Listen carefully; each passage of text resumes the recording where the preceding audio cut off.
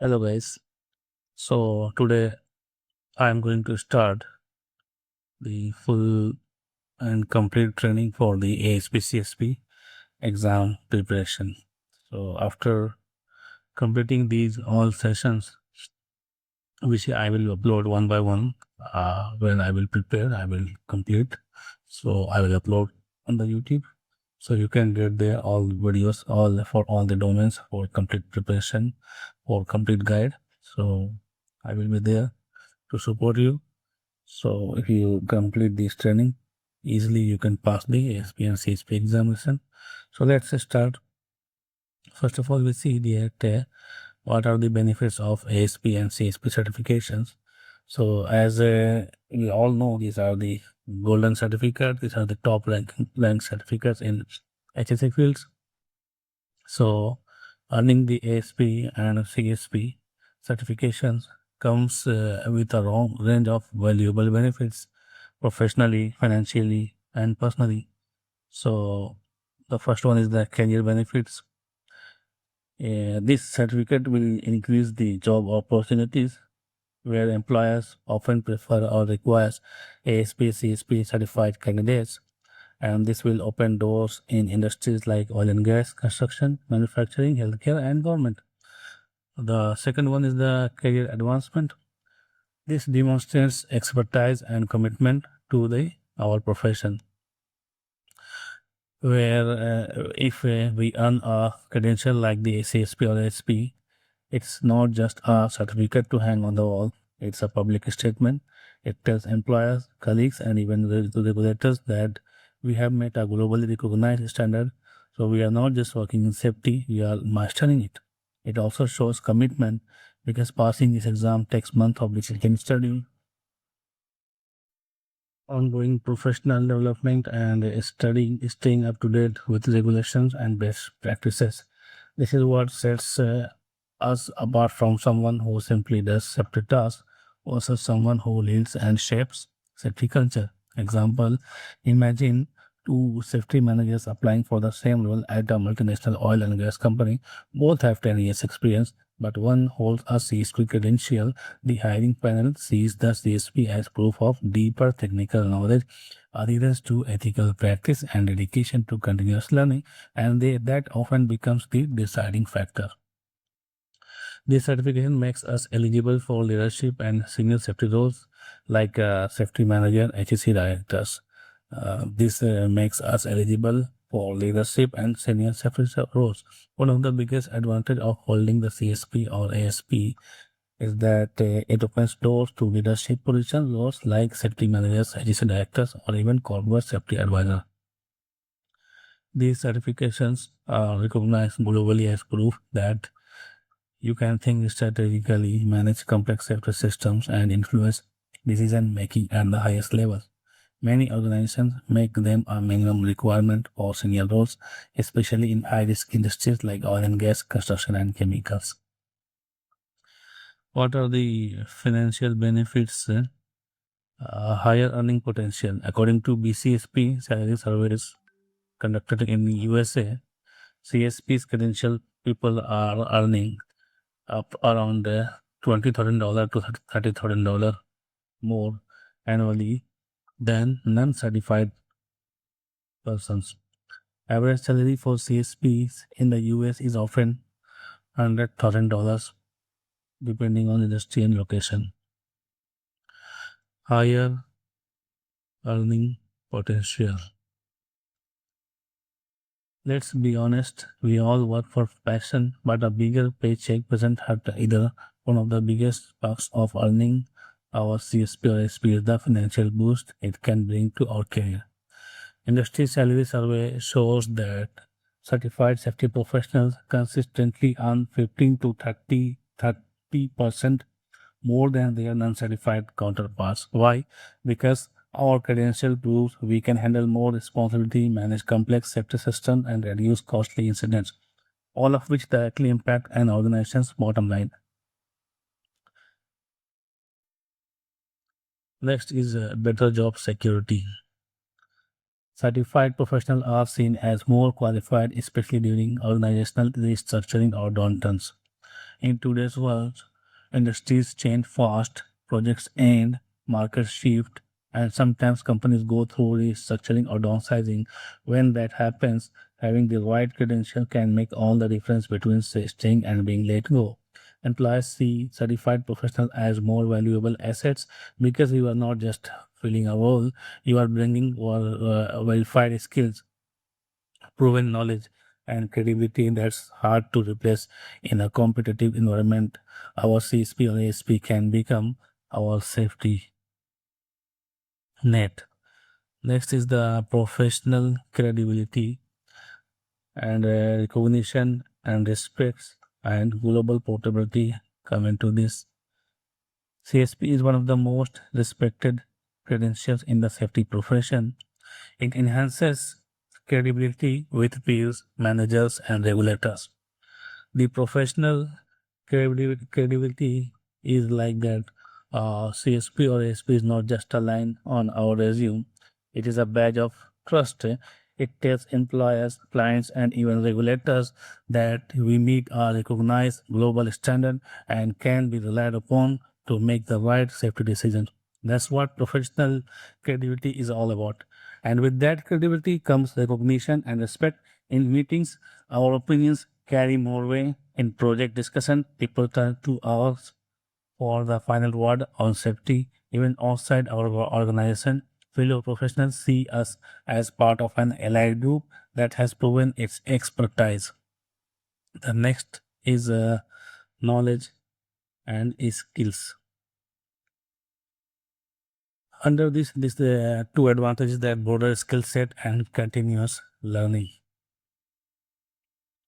Before this, I want to highlight this global portability also. In under global portability, there will be a recognized worldwide certification, especially in international oil and gas, construction, and heavy industries. This will be helpful for working with multinational companies or overseas contracts. One of the biggest advantage of holding a CSP or HP is that our credential travels with us. Literally, these certifications are recognized across the world, especially in industries like oil and gas, construction, and heavy engineering, where safety standards are taken seriously. This means if we ever want to work for a multinational company or take on overseas contracts, our certification stack it tells employers you understand safety principles that meet global benchmarks. We don't have to start from scratch or prove our knowledge from zero. Our credential does the talking.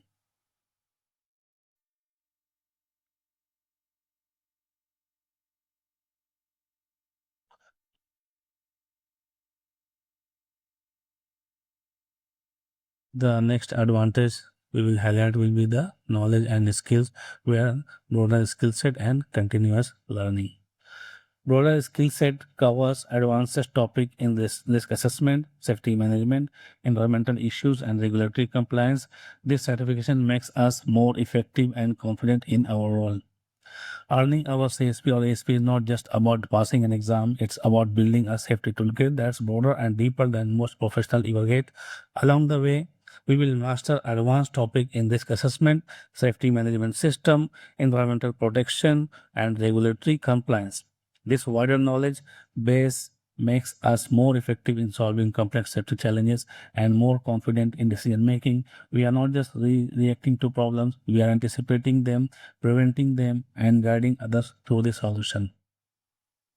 And the next one is the continuous learning. Requires this certification requires ongoing professional development, where we have to maintain certifications via CEUs or points. Getting our certification CSP or SP is not the end of the journey. It's just the beginning.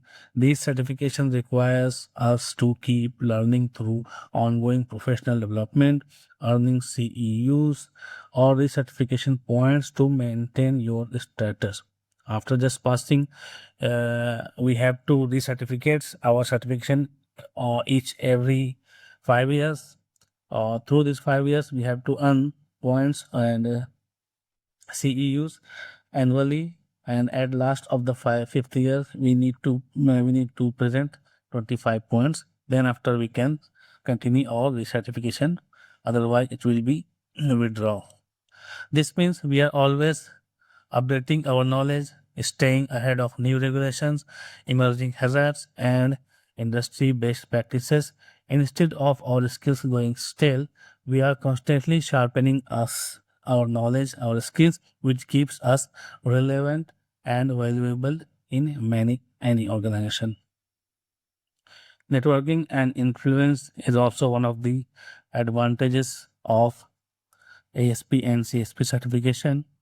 After having the certification, we can join communities like ASSE, American Society of Safety Professionals, BCSP networks, where we will get opportunities for mentorship, speaking, and publishing. Getting our CSP and ASP is not the end of the journey, it's also the beginning.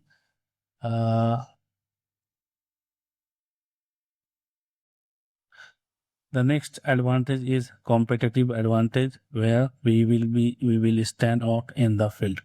With thousands of safety professionals competing for similar role, certification help us stand out immediately. Many government and contract role explicitly list CSP as a minimum requirement. In a profession as competitive as safety, sometimes the difference between getting noticed and getting overlooked comes down to one thing: your credentials. Our credential. With thousands of safety professionals applying for similar position, having a CSP or ASP puts us in a category that employers immediately recognize as top tier. For many government roles and high value contracts, the CSP is not just preferred, it's written into the job description as a minimum requirement. That means without it, we will not even make it past the first screening.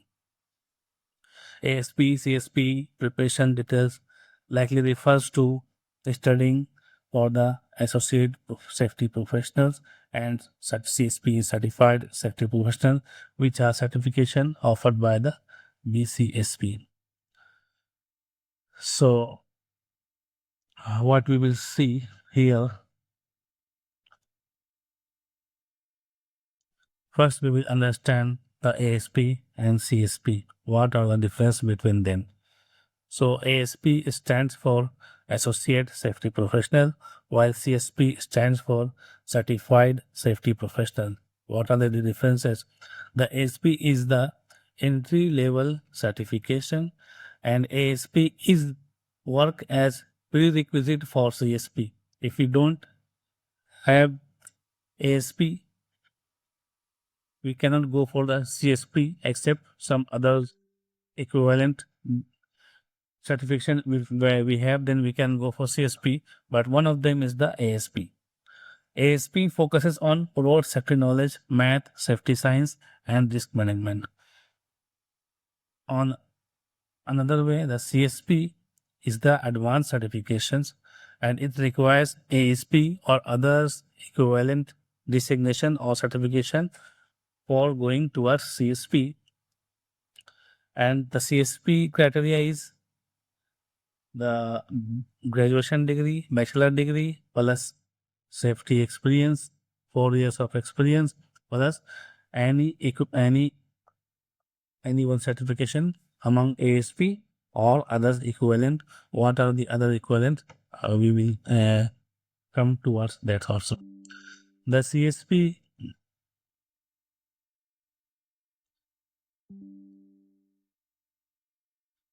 CSP covers a deep range safety management system, emergency preparedness, occupational health, etc. Next, we will go to exam content overview.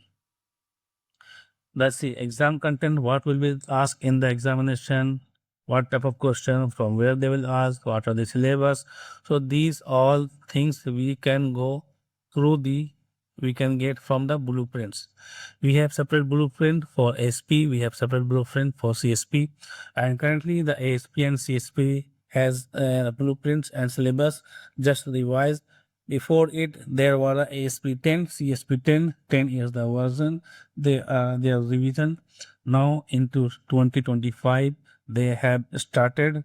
BCSP have started the CSP 11. So now we are going to see the look of the blueprints, and in later we will go deeply with the blueprint. For understanding the blueprint, what are the, so we will go there.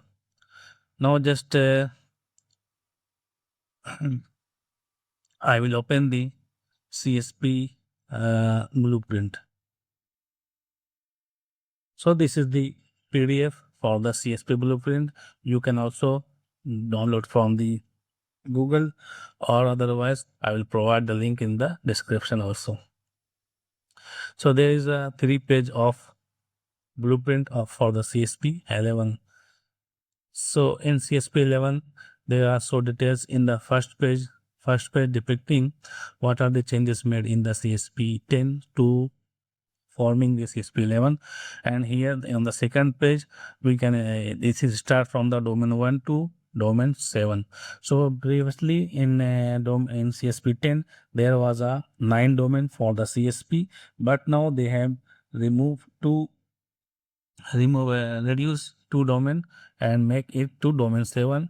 We will go more details in the coming time. So now just I want to just give the name of the domain. Domain 1 is the advanced application of safety principle. Domain 2 is program management, and here is the percentage, means these are the weightage of this domain in the 100% domain of the 100% of the syllabus. So this domain 2 and domain 1 for the CSP constructing 50% of the syllabus. That means 50% of the question will be from the domain 1 and domain 2, and other 5 domains will construct 50%. So domain 3 having a risk management with 50% weightage, domain 4 emergency management at 9% weightage, domain 5 environmental management 6%, domain 6 occupational health and applied science 10%, domain 7 training 10%. So we will go in detail for understanding the blueprint. What are the changes made from the CSP 10? We also will compare, and I will give a brief and good explanation for how we can prepare for the examination using this blueprint. So now just I want to show the ASP 11 syllabus also. So just I will open the ASP. We have to I have to both blueprint ASP 10 and ASP 11. So ASP 10 is this one. This was the old obsolete blueprint. So in domain in ASP there was not too much changes. So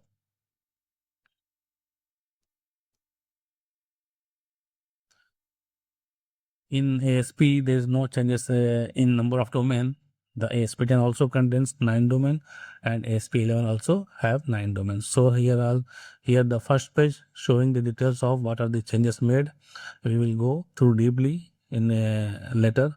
So the domain 1, domain 2, domain 1 mathematical calculation 10%, domain 2 safety program and concept 25%, domain 3 ergonomics 8%, domain 4 fire prevention and protection 12%, domain 5 emergency preparedness and response 10%, domain 6 industrial hygiene and occupational health 12%, domain 7 environmental management 7%, domain 8 training education and communication 11%, domain 9 legal 5%. So this was the exam content overview. So we have seen the blueprint, but I will go with deeply for understanding of the blueprint in after our introduction session. I will start from the blueprint for understanding each domains, how we can cover the domains content to get all the concepts which are necessary for passing the examination. Next, I will go towards study materials and resources. So which study materials we have to cover, we have to go through, we have to consult, we have to refer for the preparation. So first of all, these are the 2 textbooks which are very important for the preparation of CSP and ASP. Right now, Safety Professional Reference and Study Guide by Dr. W. David Yates. The 3rd edition is available in Google, in internet. We can search and we can get this 3rd edition PDF. And engineer books by Roger Bauer also available. We can easily download from the internet. or I will provide the link in the description. So this book we have to go through two times, at least 2 times we have to go through completely. Not completely, I will tell what chapters we have to skip. So if I will list the chapters to skip, there it will be easy for you all to go through which chapter we have to only studies. So I will recommend must go through these two books 2 times. First, the first preparation step is start studying from these books chapter by chapter and complete all the chapters. I will just at the end of this video I will just give the list of chapters to refer to study and which chapters we have to skip. The next two uh, study source will be ASP and CSP study guide by BCSP. The BCSP is the board which is providing or conducting this examination. So we have to follow the study guides of the. We also can have download from the internet and or else I will provide the link in the video descriptions.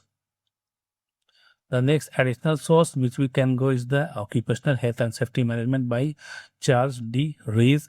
It is also available in the internet, or else I will add in the description. And the most important is blueprints. So using blueprints, we can include all important points in our study plan. So these are the study materials or books or guides from where we have to consult or refer for study for the preparation. Next, I will suggest or recommend some practice portal, practice mobile app or sites where we can practice our for the examination. So without practice, we must not go for the examination. First, we have to prepare. First, we have to go through the book.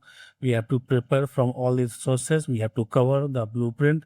If we have covered 50% of the blueprint, then we can start practicing the examination. First, we have to grasp all the concepts which are recommended in the blueprint. Then, after having concepts clear, we have to start the practicing our exams. So, how can we start in for the practice? We can use these resources for practicing, like a BCSP official practice exam that is called Exam Core by BCSP. So this is costly training, costly paid online services that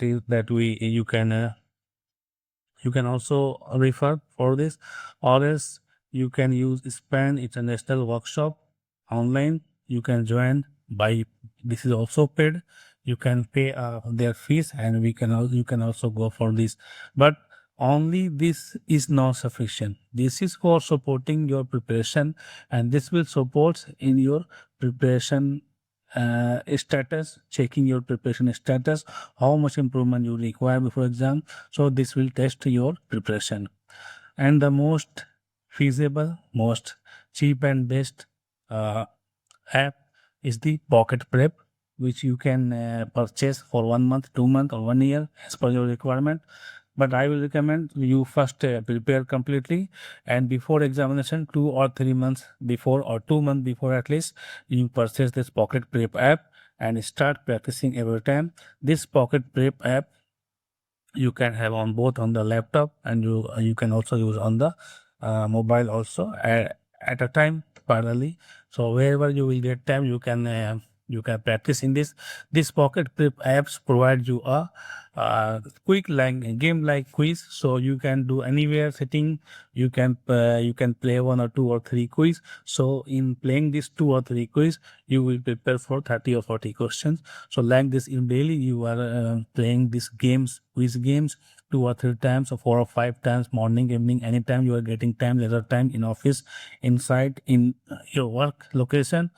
If you are doing like this daily 5 or 6 quiz, that means 50 questions you are daily preparing. That means monthly you are having a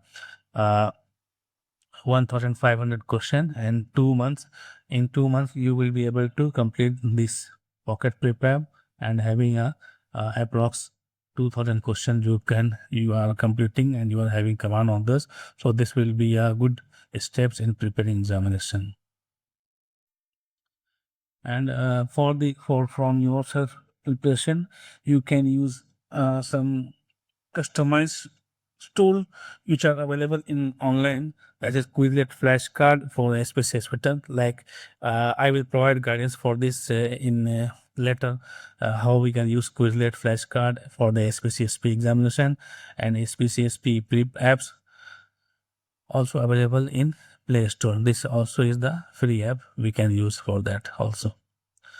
Now I will come towards the ASP and CSP study plan tips, how we can start our study.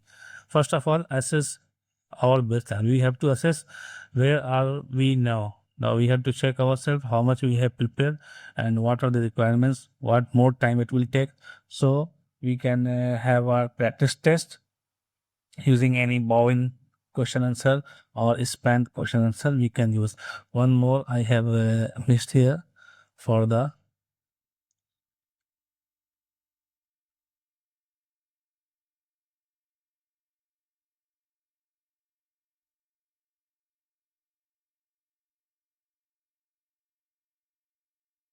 span question answer, and span workshop also is there. This is also paid service you can purchase from these, and you can use for preparation. This is also good for the preparation. They have a real scenario question like this, so you will be aware of this question. So now come to the study plan tips. Set a timeline before starting preparation. Set a timeline that how many times it will take, depend on your daily schedule, daily available slot, how many times you can give 2 hour or 3 hour or 6 hour.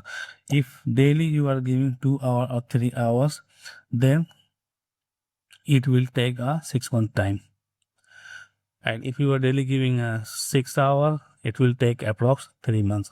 So like this you can decide, and this will also depend upon your background and your effort and dedication, consistency. This all will be factor for the timeline decision taking. Next, make a schedule.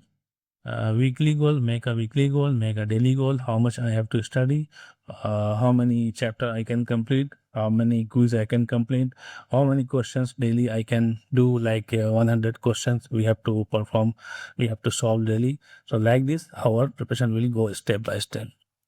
Daily practice is mandatory and must, and where what we have to do, study 1 chapter, 2 chapter theory also, and do some practice question, do some mathematical question also, daily 10 or 20 mathematical question.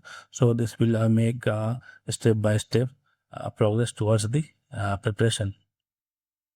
And for the more good preparation or seeking support, we can join a group. There are so many groups in BCSP LinkedIn group, Facebook group, or Reddit, or others. You are knowing some personal, you are knowing someone personally preparing for the examination. You people also can join each other and make a discussion daily basis, and have a study plan, divide chapter and divide the contents of the preparation, and do a lecture shift, do a explanation to each other. So it will make more memorizing, more clearing the concepts. Now I have come towards the eligibility requirements. What are the eligibilities for the ASP and for the CSP?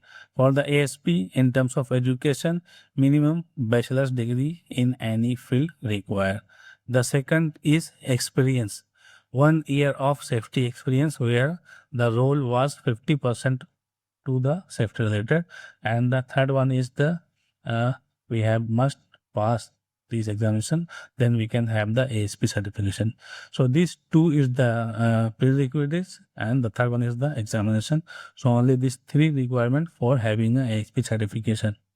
For CSP, there are any awarded designation. Any awarded designation means ASP or any other equivalent to ASP, like international NIBOS diploma, IDIP NIBOS, or national NIBOS. National means the person who has completed IDIP in the UK, and the person who has completed the IDIP from outside the UK, they are the international diploma, or any other awarded designation accredited by BCSP like GSP and TSP. GSP and TSP is not a course. These are the transition certificates provided by the BCSP to the candidates who are having the uh, s- required education background. So they provide this designation to go for the CSP. So if we have GSP or TSP, then we can go for the CSP. But how can we get the GSP and TSP? The GSP only got by the candidates who are studying in the US and they have completed the graduation degree from the US. They will get the GSP.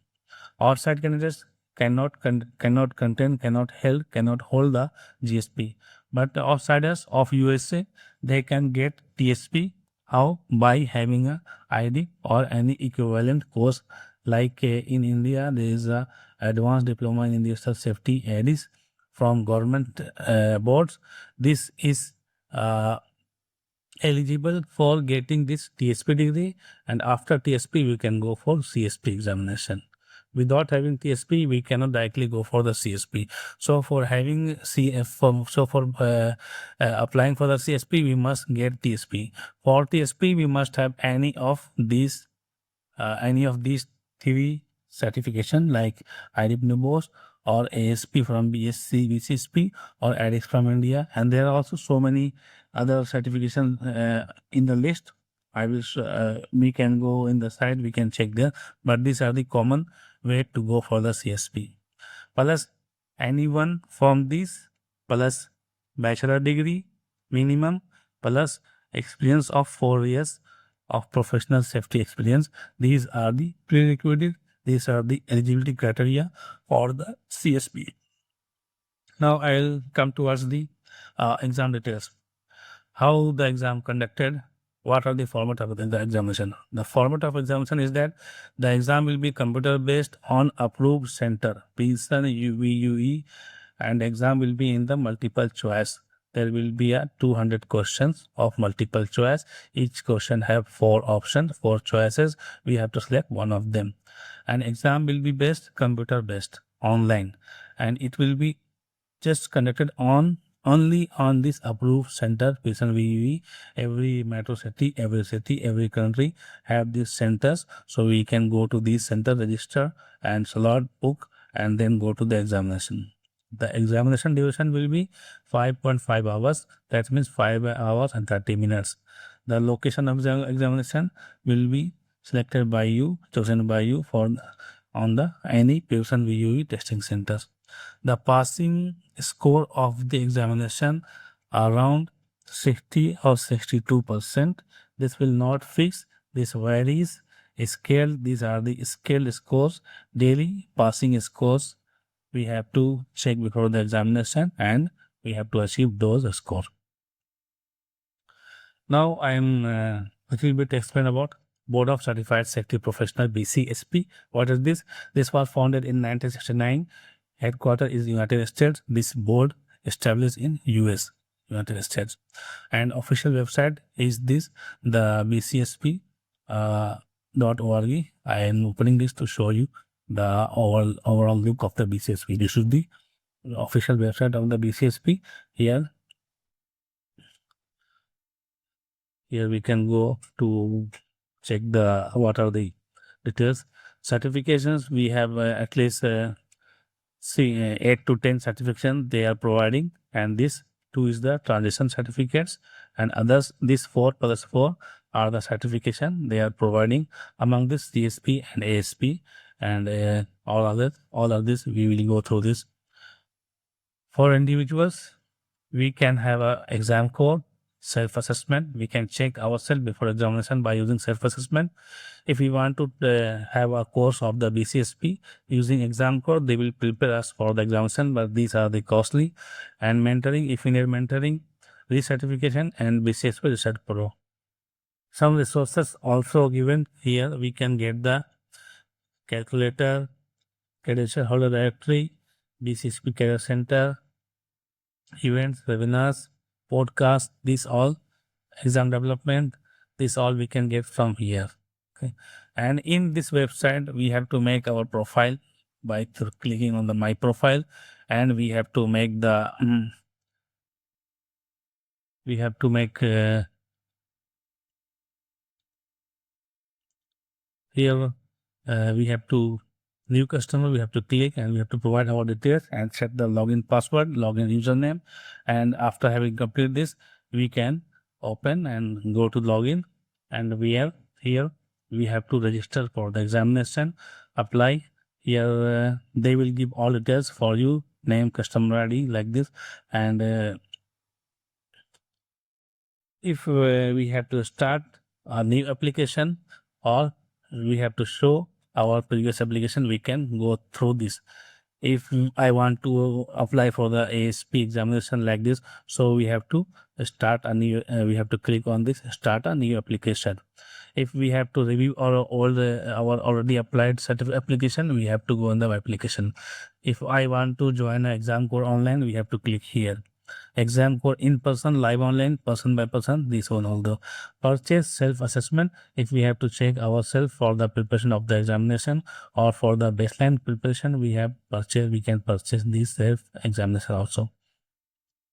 Others resources are here: purchase wall certificate, purchase label pin, all BCSP event, access the hub, listen we services like this, easily very everywhere. Just we need to click here and we can go.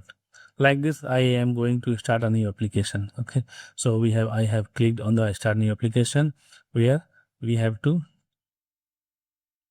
what are the our next certification requirement there will be given. So here the list of the application we can apply for. So any courses I want to do, I have to click here. It is not showing CSP because already my application completed, exam completed, so CSP is not showing here. ASP is showing, CHST, CIT. So any of this application I will click, the application will be open. We have to fill the all the required details, then we can go for the. So we have to fully give these all details. Instruction first, we have to read these instructions, then we have to upload the high school diploma certificates and everything, whatever he is asking, we have to provide. Do you like this? They will ask question, we have to provide, we have to upload the certification, and that then we have to go next. Like this education, the BCSP will ask all the questions and details regarding the education. We have to provide all the details and upload the certification. As per the applying certification, they all ask what are the requirements here. We have to complete these requirements. Then and the last we have to check out application, where we have to pay the fee, and at the last we have to review. We can review our application, and then we finally apply for the application. The application submitted to the BCSP, they will review, they will check all the criteria, they will sometimes they audit, they will check, they will verify the certification genuineness, and then they have approved. If they have any question, they will ask to provide more details, then you have to provide details, then they will satisfy, they will approve for the examination. After the approval, you can go for exam purchase. Then you purchase the examination through the application and book the exam date in the Pearson VEV center and go for the exam and pass the exam. These all are the process of applying for. Now we will focus on overview of BCSP. So when we talk about the highest standard in safety certifications, one name comes up again and again: the Board of Certified Safety Professional, or BCSP. This is a globally respected non-profit organization that sets the benchmark for excellence in the safety, health, and environment environmental fields. Earning a BCSP certification is not just about passing an exam, it's about proving we have the knowledge, the skills, and the commitment to protect people and improve workplace safety. These credentials are recognized worldwide and have helped thousands of professionals advance their careers while helping organizations strengthening their safety performance. BCSP is the body that designs and administers some of the most respected safety exams in the industry, sets professional standards, and promotes best practices in safety and risk management.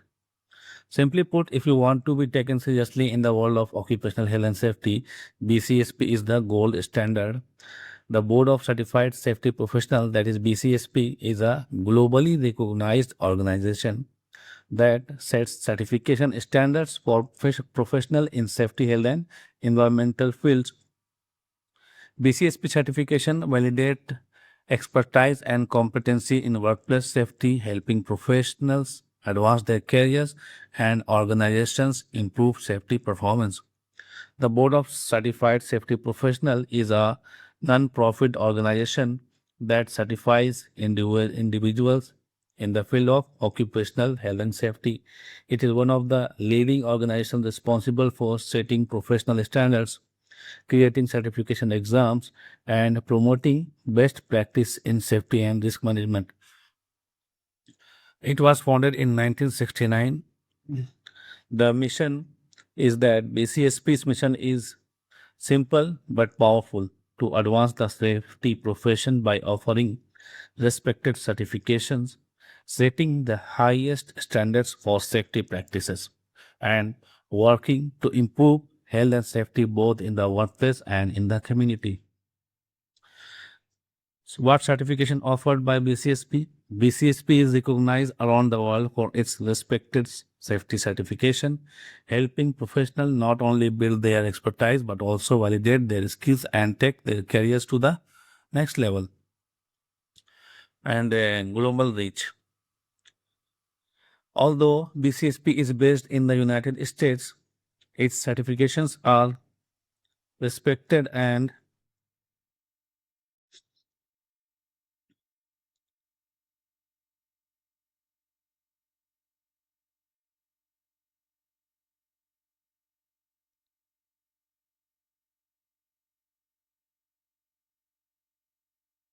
recognized worldwide, seen as a true mark of excellence in the safety industry.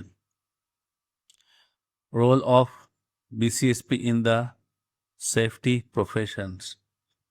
BCSP's main job is to help grow and support the safety profession. They do this by creating certification exams that gives safety professionals a way to prove that what they know and can do. Their focus is not just on technical knowledge. They want certified professional to have the right skill, the right know-how, and strong ethics so they can handle safety, health, and environmental risks in the real world. Key responsibilities of BCSPs. Key responsibilities of BCSP first one is the certification development. BCSP creates and run certification exams, and they don't just set them once and forget about them.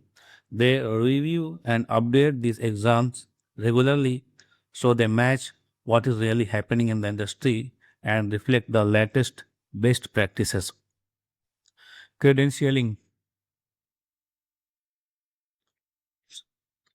BCSP offers credentials that are seen as a clear sign of expertise in safety. Having one of these certification can open doors for career growth and earn your recognition for the skills you have worked hard to build. Advocacy. BCSP works to raise the bar for workplace safety, encouraging companies to create strong safety programs, promote health initiatives, and use better strategies to manage risks.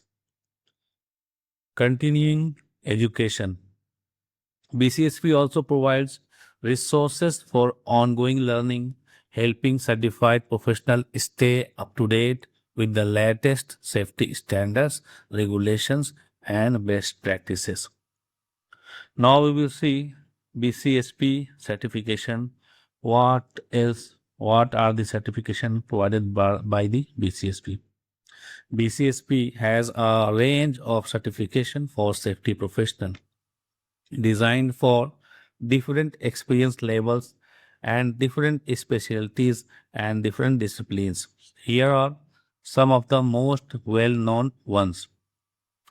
Certified Safety Professional, Associate Safety Professional, Safety Trained Supervisor, Certified Instructional Trainer, Construction Health and Safety Technicians, Occupational Health and Safety Technician, Safety Management Specialist, Graduate Safety Practitioner. These all are the certification provided by the BCSP.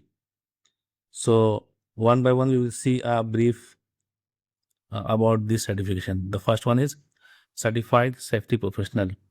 The purpose of this certification is the CSP is an advanced level certification for professionals who manage safety and program and take a leadership role in safety management.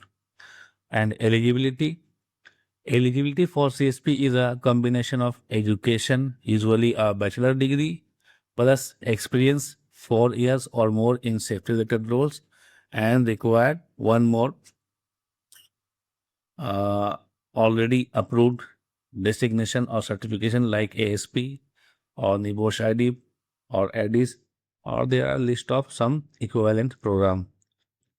Focus areas of CSP is the risk management, hazard analysis, safety management system, accident investigation, and regulatory compliance. There are more apart from this, but these are the main focus areas of the CSP. Now we will see ASP. The ASP is an intermediate level certification for safety professionals who are involved in safety program implementation and management. It is often a step towards the CSP. It is first step towards achieving CSP. Eligibility for the ASP is typically requires a combination of education as a degree in safety or a related field, or say bachelor degree, and at least 1 or 2 years of relevant safety experience. Then we are eligible for the ASP program, ASP certification. The focus area of ASP is the safety principles, regulatory knowledge, hazard identification, and safety management. These are the focus areas mainly in the ASP. Now, Safety Trained Supervisor. This is one of the certification provided by the BCSP, and the purpose of this certification is that it is aimed at first line supervisors who are responsible for ensuring safety compliance on the job site. It helps supervisors build a solid foundation in safety management. And what is the eligibility for this certification? STS, Safety Trade Supervisor. A few years of supervisory experience, particularly in an industrial or construction setting, is typically required. Focus area in Safety Trade Supervisor: safety regulations, hazard identification, accident investigation, and supervisor responsibilities. These are the focus area of this certification. Now, the next one is CIT, Certified Instructional Trainer. I am telling these all are the certification provided by the BCSP. Anyone we can choose as per our eligibility and our aim, our purpose, our target. Certified Instruction Trainer. This certification is designed for individuals who are responsible for designing, delivering, and evaluating safety training programs. This is especially for the trainers and the person who are involved in training discipline. And eligibility for this is that it requires experience in safety training. If we don't have experience in safety training, we cannot go for this certification. We must have a safety training experience, and we have a instructional design, and we already delivering safety related content, then we are eligible for CIT. Focus area of CIT is that training program development, instructional techniques, adult learning principles, and safety program delivery. The next one is construction, health, and safety technician. This one. So here the purpose of this certification is specific to professionals working in construction environment. It demonstrates expertise in managing safety on construction sites. And eligibility for this program for this CHST is it requires experience in construction safety and health is necessary, typically, and 3 or more years. And focus area in this CHST is the construction safety, OSHA regulation, risk management, and hazard identification. These all the mainly topic under this program. The next certification is occupational health and safety techniques. Here, this certification is for professionals who are involved in occupational hygiene and safety tasks, particularly in industrial and manufacturing sites. So, this is especially for the person who are working already in the industries or manufacturing settings. And eligibility for this is he must have experience in occupational safety and hygiene tasks. It must required. Main focus area in this certification is the industrial hygiene, exposure assessment, environmental health and safety protocols. These are the main topics under this program. The next is safety management specialist. Safety management specialist, this certification is for professionals who manage and oversee safety programs in organizational setting. And eligibility for this is it requires significant experience in safety management practice. If we already involved in safety management system and safety management program we already are having, then we can go for this certification and we are eligible for this. In this program, the main topic are the safety program management, safety management system audit, inspection, and safety leaderships. These are the content. The next is the graduate safety practitioner. This is a designation. This is not a certification. This is a designation for individuals who have graduated from an accredited academic program in safety. It is a way to help bridge the gap before they qualify for the CSP certification. That means if any individual completed their graduation or academic curriculum from an accredited organization, and if he want to go for the CSP, he cannot directly go for the CSP. He must first transition to this certification approved by the BCSP. Then he can apply or appear for the CSP examination. So this is the transitional certification. And another one same like this is the TSP. GSP is for the candidates inside the USA. TSP is for the candidates outside the USA. Now we will see BCSP certification process, how we can start the process, how we can go for the. So first of all, eligibility review. We have to check whether we are eligible for the particular certification or not. So we can go in the BCSP guidance and where we can find for each and every certification what are the eligibility requirement, then we can check. Mainly they are asking for experience and basic education requirements. So these are the main criteria, and then we have to apply. BCSP will review our application and they will approve or they will reject as per the current our eligibility condition. If we are already eligible for the program, then we have to submit our application. So we have to go in the BCSP website, and we have to apply the application for that particular certification, and we have to provide our complete details, and we have to provide our documentation like a certification of academic qualification and experience certification, education certification, and we have to submit, we have to upload in the BCSP website. Then BCSP will review, will check, will verify, and if they have any more further question, they will contact to you. And if they have audit, they will audit your everything, and they will ask more evidence. Then if they approve, that is the final approval. Then after that, we can take examination. Same, we can after approval, we can prepare, and we can set our deadline, and we can go for the in the official website, and we purchase the exam.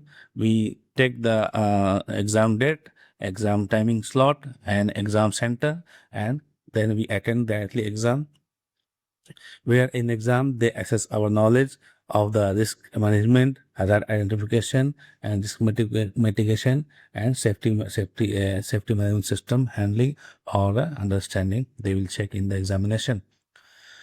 Now about exam preparation. So BCSP have various candidates, and there are so many ways we can prepare for the examination. Here we are going for the self preparation. We can use textbooks, official websites, and other regulatory websites like OSHA, NFPA, and other apps, and other question answer practices we have already. So we will do that for the exam preparation. And after exam, if we pass the examination, we got the certification.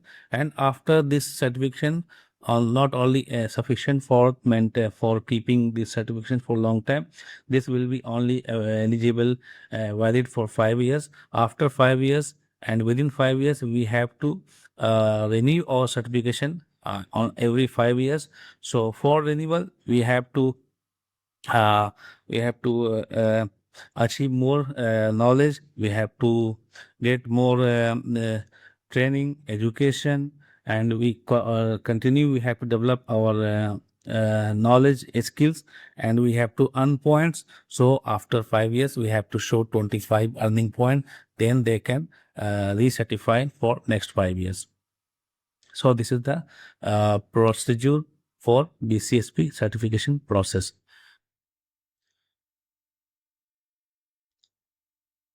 The next one is why BCSP certification matter. Why we are going for BCSP? Why this require? So there are several reasons, but some I have listed here, like career advancement.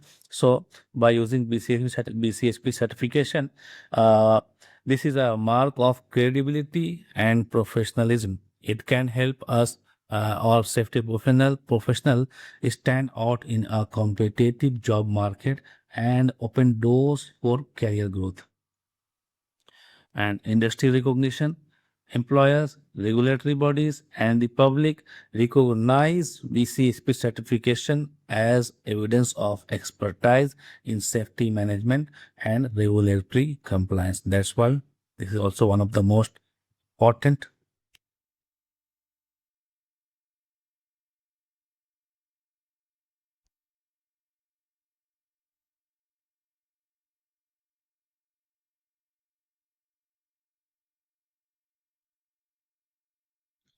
Knowledge and expertise. The certification process ensure that individuals have the knowledge and skills required to manage complex safety challenges in a variety of industries. So this is also one of the most important features of BCSP. Improve safety standards. Certified professionals contribute to creating safer work environment, reducing accidents and fatalities, and they ensure that the compliance with laws and regulations are in place. So these are the BCSP features. Now what require? We require BCSP, and BCSP require continuing education, not only one-time certification. It require a continued professional development, like BCSP encourages professional to continue learning and improving their skills by providing professional development opportunities, webinars, conferences, and workshops. So there are so many things to advance our career. Always learn, continuous learning and continuous development in our skills and knowledge. The next one is recertification. The recertification is required for BCSP certifications. To maintain certification, professional must earn a certain number of continuing education unit, CEU, continuing education units, or professional development hour. These two things we have to continue earn during 5 years. Then on, after every 5 years, we can recertify, we can maintain our certification. Now, key BCSP certification, we already seen CSP, ASP, SMS, CHST, and STS and STSC. Now we come why BCSP matters. We already seen above this. This is recognized globally for setting high safety standards. This enhances career growth and credibility in the safety industry, and it requires ongoing professional development for the certification. For more details, we can go to the BCSP official websites. List of certification offered by BCSP are the core certification are there are 7 core certification: CSP, ASP, SMS, safety management specialist; OHST, occupational hygiene and safety technician; CHST, construction health and safety technician; STS, safety trained supervisor construction, STSC.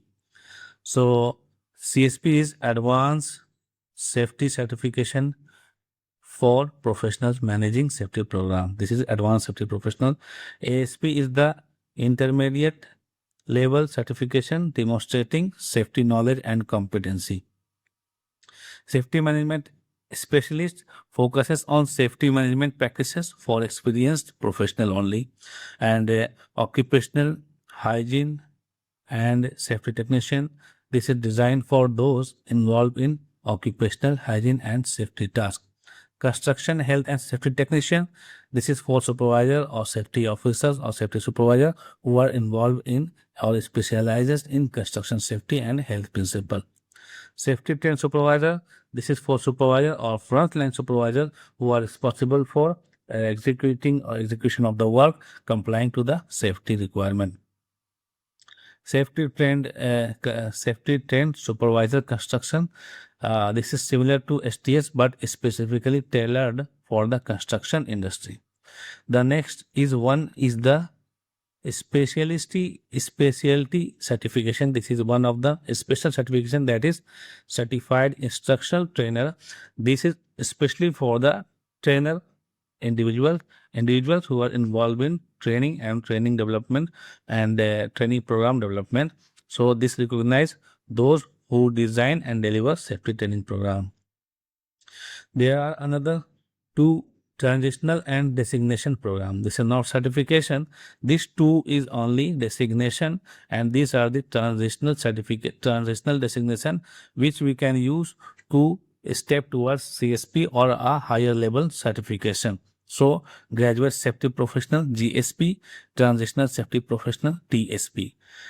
GSP is a designation for graduates from qualified academic program, serving as a step towards CSP certification. So any candidate want to go for CSP, he must have any graduate program, graduate certification from any accredited approved academic organization. Then he can go for GSP. After having GSP, he can apply for the CSP certification. Without this GSP or this TSP, nobody can go for the CSP. CSP is the highest certification, so that requires some basic criteria to fulfill. So this GSP and TSP is fulfilling that CSP required criteria and eligibilities. TSP is similar to GSP, but for those from accredited international safety program. International means here the BCSP generally concentrated for the USA, because this is based on the USA. This board is based on the USA. So the GSP is for the candidates who resides in the USA, who have a qualification in the USA, so they get GSP, and the international candidates outside of the USA, they will get the TSP designation for applying to the CSP. Each and every certification has its own eligibility requirement, and another different examination scenario, different examination condition, and little bit different recertification process. So we can go in the BCSP official website. So here we will get the complete detail of the examination. Now we will go in deep detail for the ASP and CSP, because this program mainly focuses on the preparation for the ASP and CSP. So we will go now more detail in ASP and CSP. So for this we can refer to the BCSP official websites, and then now we are coming towards ASP, BSP, a brief introduction to the ASP. ASP stands for Associate Safety Professional Certification from the board of BCSP. The ASP certification is an intermediate level credential offered by the BCSP, Board of Certified Safety Professional. It is designed for individuals seeking to demonstrate their knowledge of safety fundamentals and serve as a step towards obtaining the Certified Safety Professional certification. ASP is a basic level, intermediate level, and this is a step towards CSP. After having ASP, we can go for the CSP. So for any individual who does not have any other equivalent certification and he want to complete CSP, first of all he has to go from the ASP, then he can go for the CSP. So ASP is the step towards CSP. What are the eligibility for the ASP? First of all, this require two things. One is education and another is experience. So two things required for the ASP eligibility. The first one is education. It requires a bachelor degree in any field or have associate degree in safety, health or the environment, including at least 4 courses with 12 semester hour or 18 quarter hour. This is this should be in the associate program, or if anybody have bachelor degree, then his education is okay, eligible for the ASP program. And the next one is experience. At least 1 year of professional experience he must have, where the safety role should be 50%. Like that, if he has experience of 2 years or 3 years, but their role is not related to safety, then he is not eligible for this ASP. But for the experience must have 1 year, and 50% role should be safety and health related. So if these two things the candidate fulfilling, then he is eligible for the ASP. Now we will come towards the examination details. What are the requirements? The application fee for the ASP is the 160 for registering. For applying, that time we have to pay $160, and after approval, if anytime we want to purchase exam, we want to appear exam, then we have to pay examination fees, that is $350. So this total approx 500. So we have to pay for the ASP examination.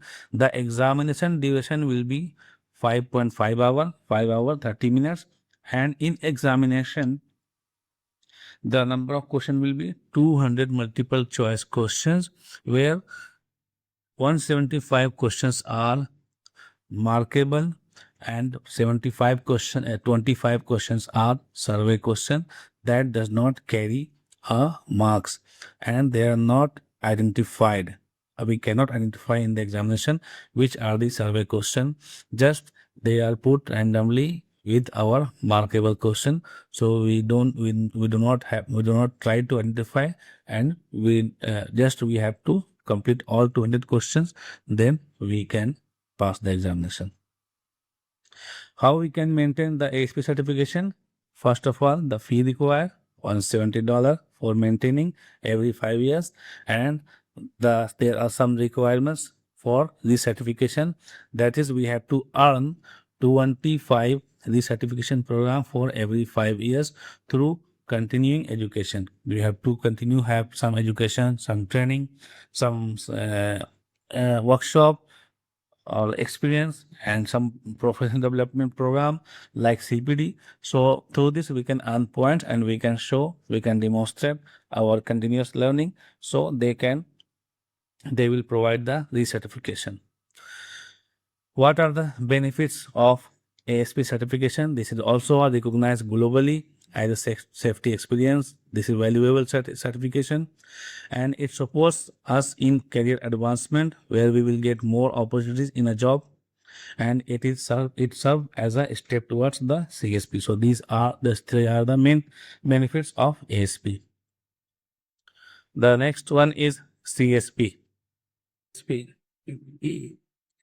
For CSP certification eligibility criteria are that for registering in CSP, for getting approval for the CSP examination, the three things required, we must fulfill three main requirements. The first one is the education requirement, second one is work experience requirement, and third one is holding a qualified credential which are approved by the BCSP. So these three must be fulfilled before registering to the examination.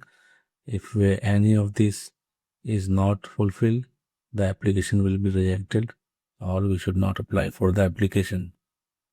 So what are the educational requirements? A candidate must have a bachelor degree in any field from an accredited institution. The degree must be accredited by ABET if in a safety field, or an institution organized by the Council for Higher Education Accreditation or equivalent. So first of all, we must have a bachelor degree run from an accredited organization which are approved as a academic body. So the first requirement is this one. The second requirement is work experience, minimum of 4 years of professional safety experience, where our job role must be 50% in health and safety role, and the job should be at a professional level, like there must be our role contain analyzing, evaluation, and implementation of safety measures. The third requirement is holding a credential which is qualified or approved by the CSP. What are the credentials? These are following credentials, like candidates must either have a ASP or GSP or CIH or CMIOS or NEBOS National Diploma or NEBOS International Diploma, or other designation recognized by BCSP, like ADIS in India. So any of these if having, then the candidate is fulfilling the third criteria also. So after having this all three criteria fulfilling, we can register or we can apply for the CSP examination. What are the CSP exam structure and format? So exam details, there will be a 200 multiple choice question. The exam duration will be 5 hours 30 minutes, and the pass fail criteria is determined on that scale scoring, and there is only pass or fail. There is no ranking system, and the pass mark for the CSP is right now 62%. that is 110 marks out of 175 marks. That means we have to achieve 110 marks out of 175 marks. And CSP exam topics, what will be asked in the exam, from where they will ask, what are the syllabus. For this we have to consult the CSP blueprint.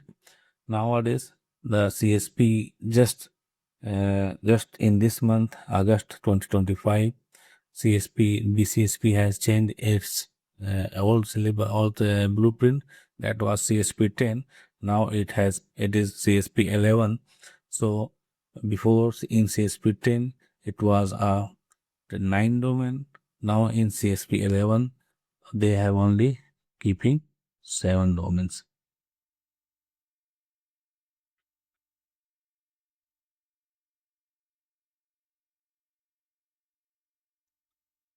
What are the fees? What are the costs for the examination?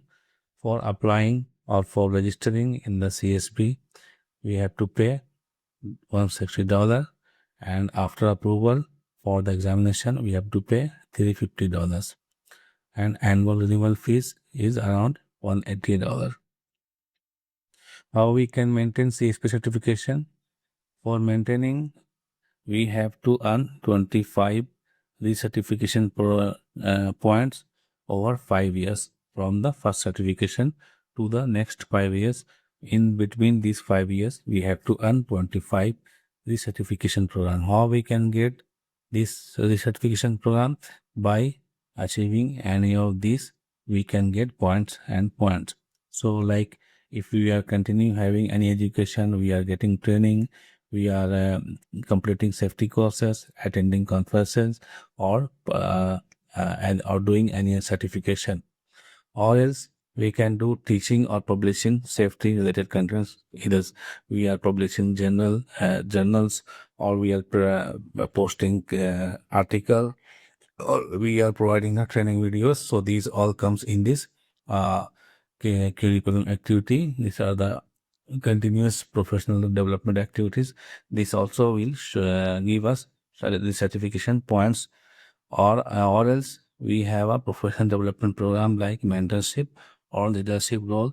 So this also we can show as a curricular activity, so it can also give us recertification points. And for recertification we must pay annual fees, then after we can get our recertification. This already we have discussed. Benefits of becoming a CSP: salary will be hiked, it is a global recognized certification, the career opportunity will be increased, and it enhance our knowledge regarding the compliance regulation, and it will give us a pathway to leadership. We can get in a senior role like HSC manager or HSC directors. How we can apply for the CSP or ASP exam? The process is same for both or any exam in the BCSP. We have to verify our eligibility by we can provide the education certification, experience certification, and credential certification, and we have to upload on the BCSP official websites. By how? First of all, we have to create a profile, our profile in this official website. Then we can apply for the required examination, either ASP or CSP. We have to apply, we have to submit all the documents. After getting approval, we can go for schedule the exam. How we can know the approval? We will receive a mail on registered email, or we can check on our profile in the BCSP official website. There will be our status of the application. You can apply new application, we can review applied application, so we can know the status from there. After approval, we can schedule exam in any of Pearson VUE near about us. So how we can know about this? This is the official website for the Pearson VUE, which is organizing the online examinations in their assigned center. So after scheduling, take the exam, uh, appear in the examination. After passing, we will get certification. Now the next concern is who should get CSP certification. The mainly and benefits is CSP certification is for the HSC managers and directors or risk management professionals who are involved in daily risk assessment, risk managing, risk transfer. So these individuals also should go for the CSP. Any other candidates who is industrial hygienist or safety engineers, if they have the certification, it will give him enhancement. And construction and manufacturing safety officers, anyone in workplace safety seeking career growth. Whoever want to growth in his career, he should go for the CSP certification. Mm.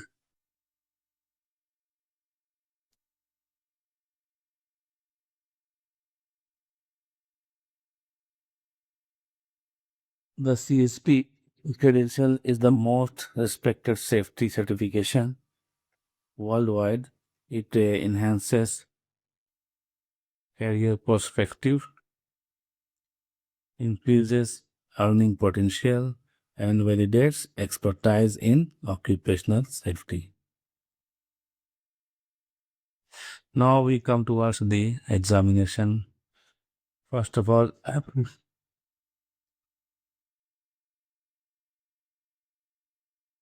what we will see in the examination part, what are the examination procedure, what are the marking criteria, what are the passing score. So we will go in detail here. ASP and CSP exam procedure. First of all, we have to meet the eligibility criteria for ASP or for CSP. For ASP, there is a requirement of our bachelor degree and 1 year of safety experience. In CSP, it requires bachelor degree, 4 year of safety experience, where safety role is of 50%, and any one qualified credential like ASP, GSP, TSP.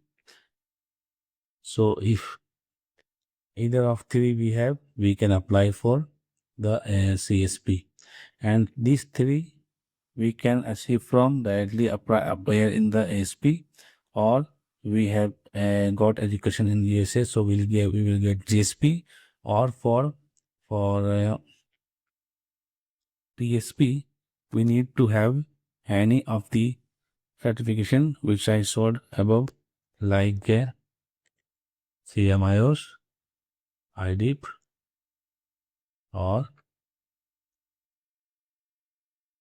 like ADIS in India. So any of this if we completed, we can receive TSP designation. After having TSP designation, we can go for CSP exam. Now we have to create account in BCSP official websites, and there we have to submit the application by paying the $160 fees, and we have to upload our all documents like education certificates, experience proof, and credential verification, putting by certificate number there of TSP or GSP or ASP. Then we can submit the application, and BCSP will review our application in 2 or 4 weeks. It will take times 2 or 4 weeks, and if approved, you will receive a authorization to test through in the our profile in the BCSP website or in mail notification also. Then we can go for scheduling the exam in Pearson UV Center.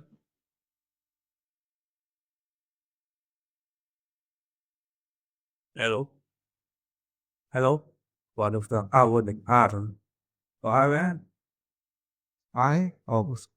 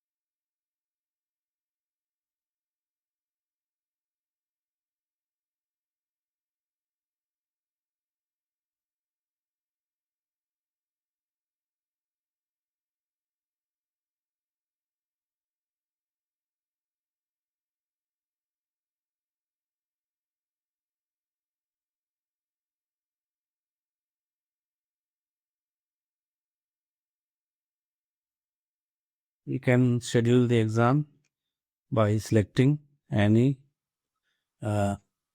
patient viewing center. Take the exam. While we are going to the exam center, we must carry our identification card with us. Either it is national identification proof or it is international like passport. Anyone will be accepted, and any calculator is not allowed in the examination. The calculator will be available on the screen of the computer. We have to use only that online calculator. Exam must be completed in one sitting. That means if we started the exams once, we have to finish once. Otherwise, we will not get any other chances. Just after completing the examination, submitting all 200 questions, when we press final submission, just immediate, we will get the result. These are the common structure for the ASP and CSP examination. Both exam have 5.5 hours, 200 multiple choice questions. Both is computer based, and fees is around same for them. Questions format. Question will be in the multiple choice question. Each question has 4 options with only one correct answer, and in examination there will be no negative marking, so we have to take advantage of this. Even if we are not knowing the answer of any question, at the end of the examination, we must select any option even if we are not knowing the answer of the particular question. So in first round or second round of our question review, we have to leave all the question which we are not knowing, which is very new to us, which we are unaware of that question. So we can do two things. Either we can select any answer on the first one also. If we know that this question is very new to me and this question I confirm that I don't know this answer of this, so that time we can select randomly any answer and go to the next question.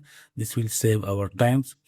And if we, and some question will be like this, if there we know that okay, we can solve this question later, so that time we have to skip that question and go to next question. In second review, third review or fourth review, we can solve that question.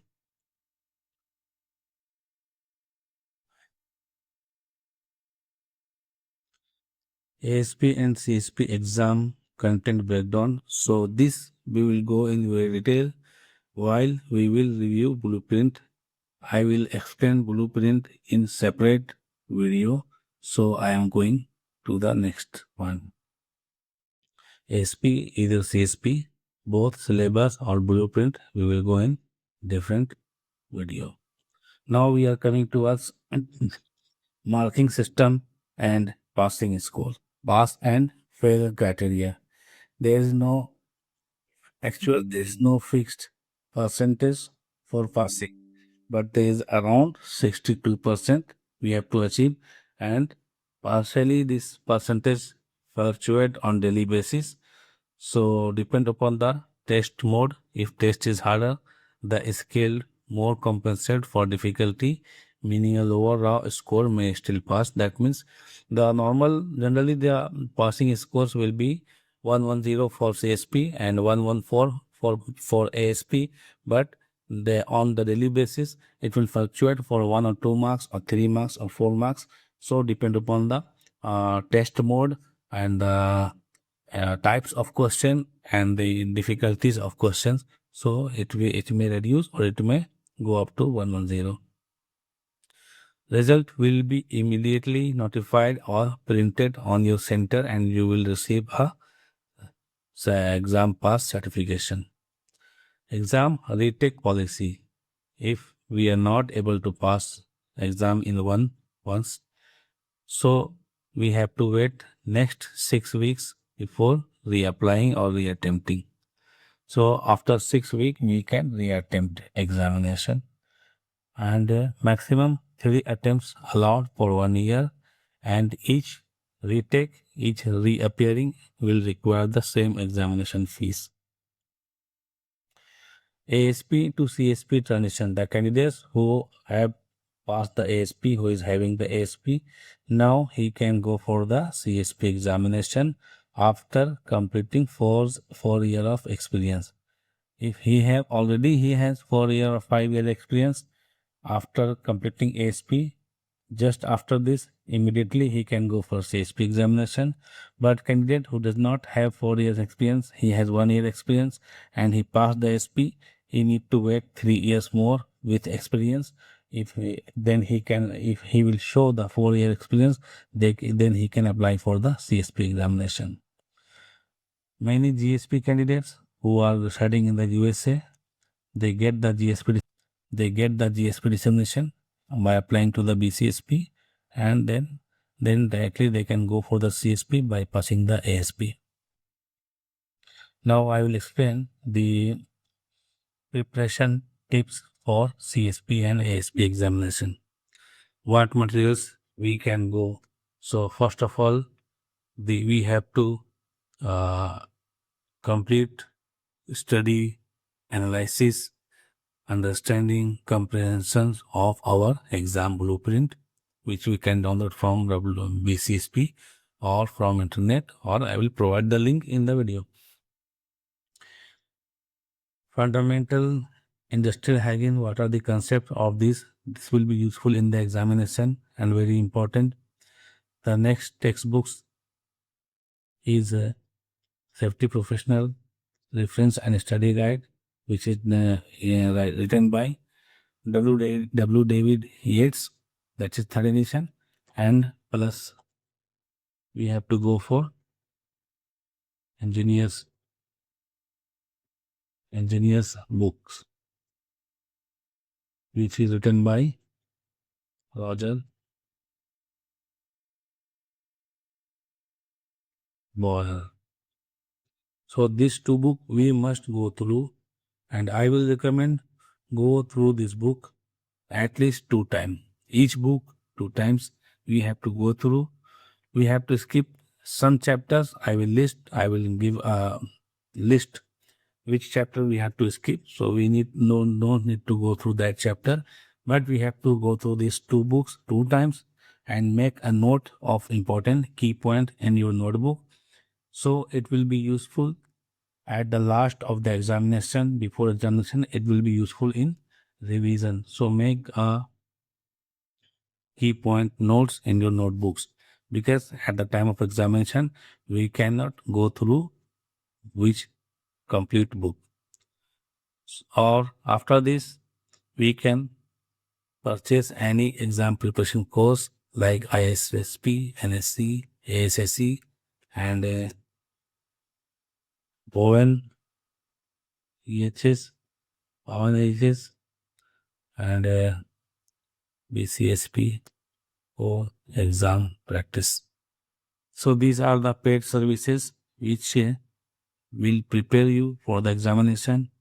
As per your affordability, you can go for this preparation examination, but here I will try to give a complete training for the examination, so that you don't need to go for these paid services. Apart from this, we can take pocket app, which is very affordable, for 1 month, 2 month, or 3 month, as per our requirement, as per our affordability. We can go for this. This is a best app available in Windows and Android both. That means we can use in the laptop or PC or mobile also. So what is the benefit of this pocket prep? It will provide us an advantage that we can use, we can learn, we can practice, we can study anywhere, either sitting in office, either sitting in room, or either waiting on the bus stop, or either waiting in the work site. So anywhere we can use this Pocket Prep app as a question answer practice quiz, improving our chapter wise, improving our domain wise. So whatever, there are so many advantage of using this. This will prepare us more and very uh,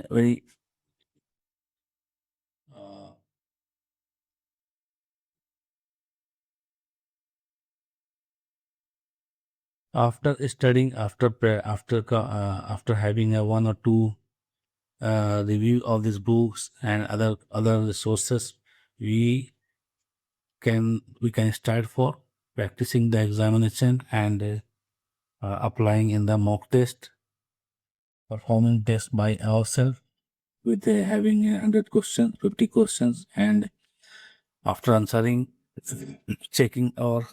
we have to assess our improvement, our preparation, then we can go for the examination. How we have to study, how we can go consistently. So we have to dedicate ourselves for 2 3 months, for 6 months. What is your target? You have to make a dedication. You have to make it.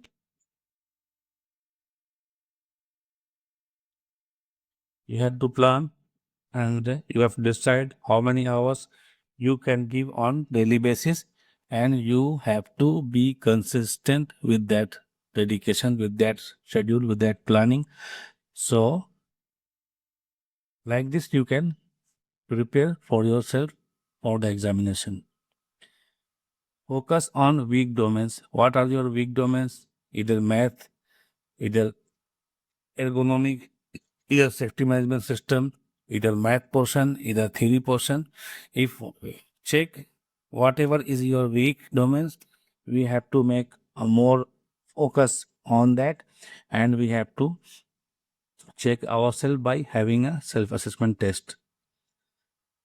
Apart from these textbooks, question answer, we have also regularly go through some regulation, some regulatory body, some uh, agencies which are providing health and safety articles, regulation, research. So, in among this is the OSHA, ANSI, NFPA, and EPA. So, these are the most important regulatory or health and safety uh, bodies which are providing the contents and which are providing the support for the health and safety field. So, we have to keep a great focus on this, because I think 25% question will be from these regulations, these standard bodies.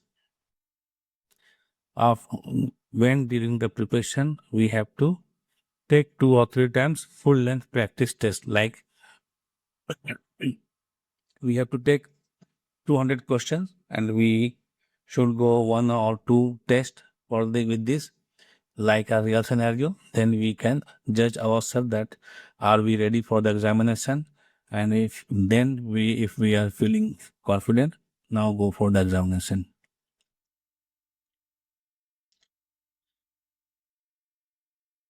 The ASP and CSP exam are challenging. Yes, this is very challenging, but after having this will give you a reward. You will get a career enhancement, salary hike, and respect in your field.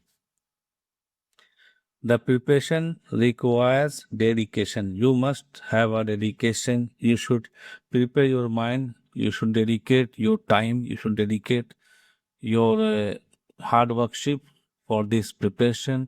You have to structure your study, plan your study, how you will study on daily basis. First, which domain you complete. First, which book you will read.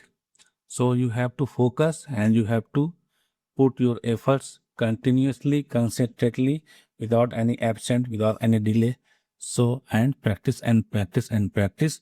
This will make you perfect for the examination. After having or achieving the certification, this will open the door for high level role like HSC manager, HSC director, HSC engineer, and this will hike your salary also.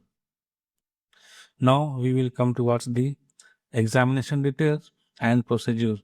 As we already know, I have discussed that exam duration will be 5 hours 30 minutes. There will be a 200 questions where 175 is markable and 25 question will be survey question that is not markable. So this is only for the survey. They use this question for revising their content, revising their blueprint, and then for the updation in the blueprint, updation in the course. Passing score for CSP, it will be 62% for CSP and 65% around for SP. So now we have to be prepared for this. Before this CSP 11 in CSP 2, CSP 10, there was a 62% passing score or 60% passing score was there. In this examination, there is no negative marking. This is the passing score for CSP 110 for the one out of 175 for CSP, and for ASP it should be changed. It is now 114 marks to be achieved out of 175. There is no ranking in the examination, only pass or fail.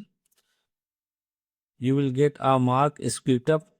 If any candidate is fail, he will get the split of marks. That means he will get a mark sheet like certificate where the marks is given domain wise, so you can see which domain you have performed low.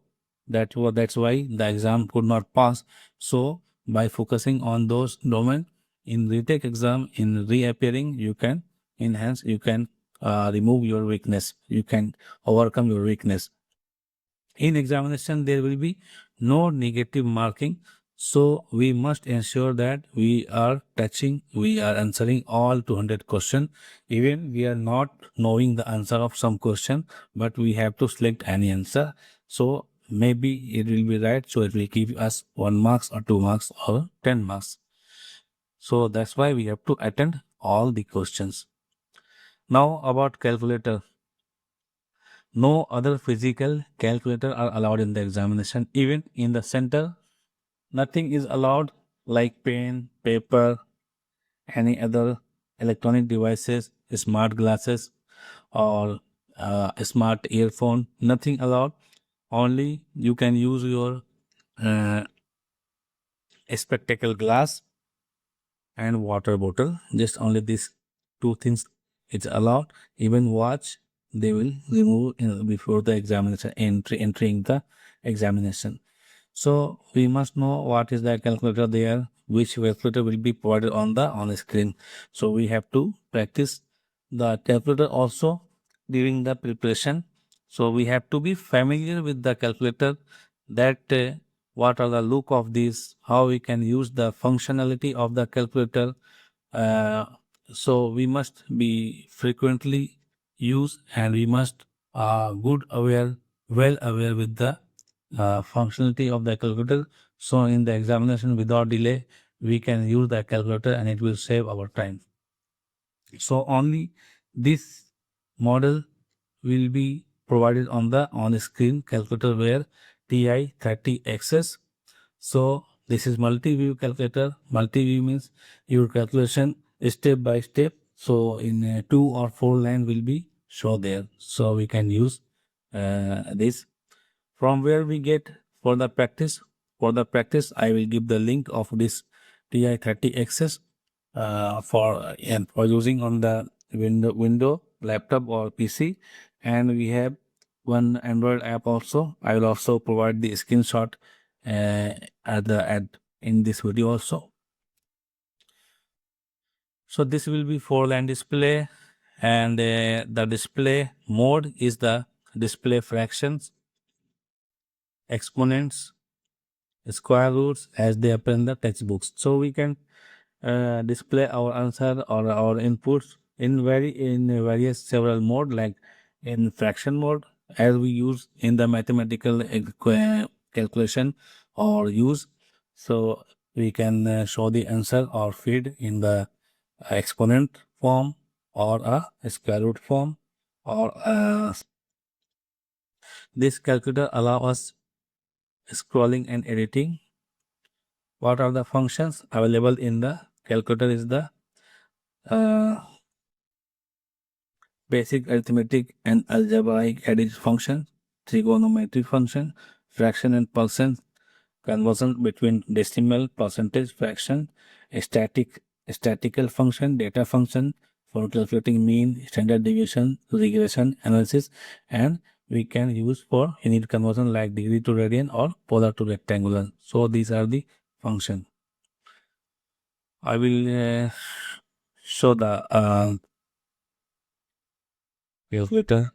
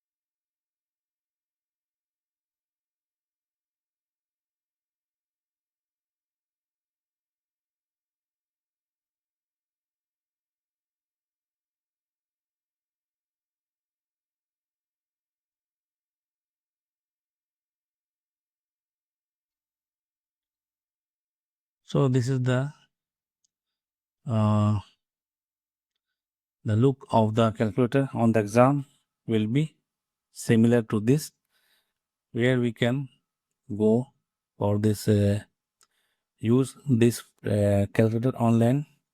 I will provide the link in the video, so you also can use this and be familiar with this, and I will make a separate video for this use of calculator, how we can use different function for the calculator. I will show in that video. So right now this only, be familiar with the look and the model TI-30XS multi-view.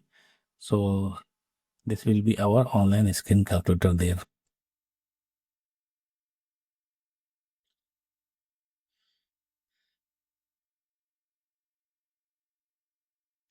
So this calculator is allowed for BCSP exam, for Asp CSP, CHST, STS and BCSP examination.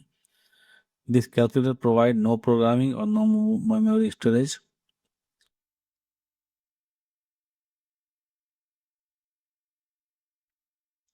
We can buy a TI-30XS multi-view calculator, whether physical calculator if you want to take physical calculator for practice or being familiar with this. You can purchase from Amazon or Walmart, or you can purchase physically or online calculator also available. We can purchase. Price range will be $15 to $25.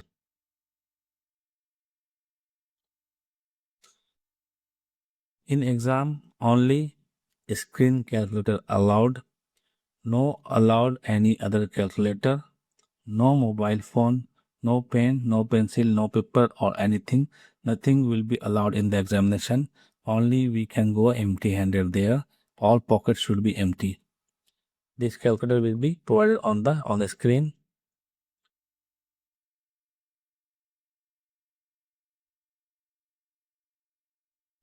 We can use this online resource or online free portal for practicing, as I show in the my web browser. So same like we can practice on this, we can be familiar with this, and we have to do so much practice so that in examination we will not face any problem.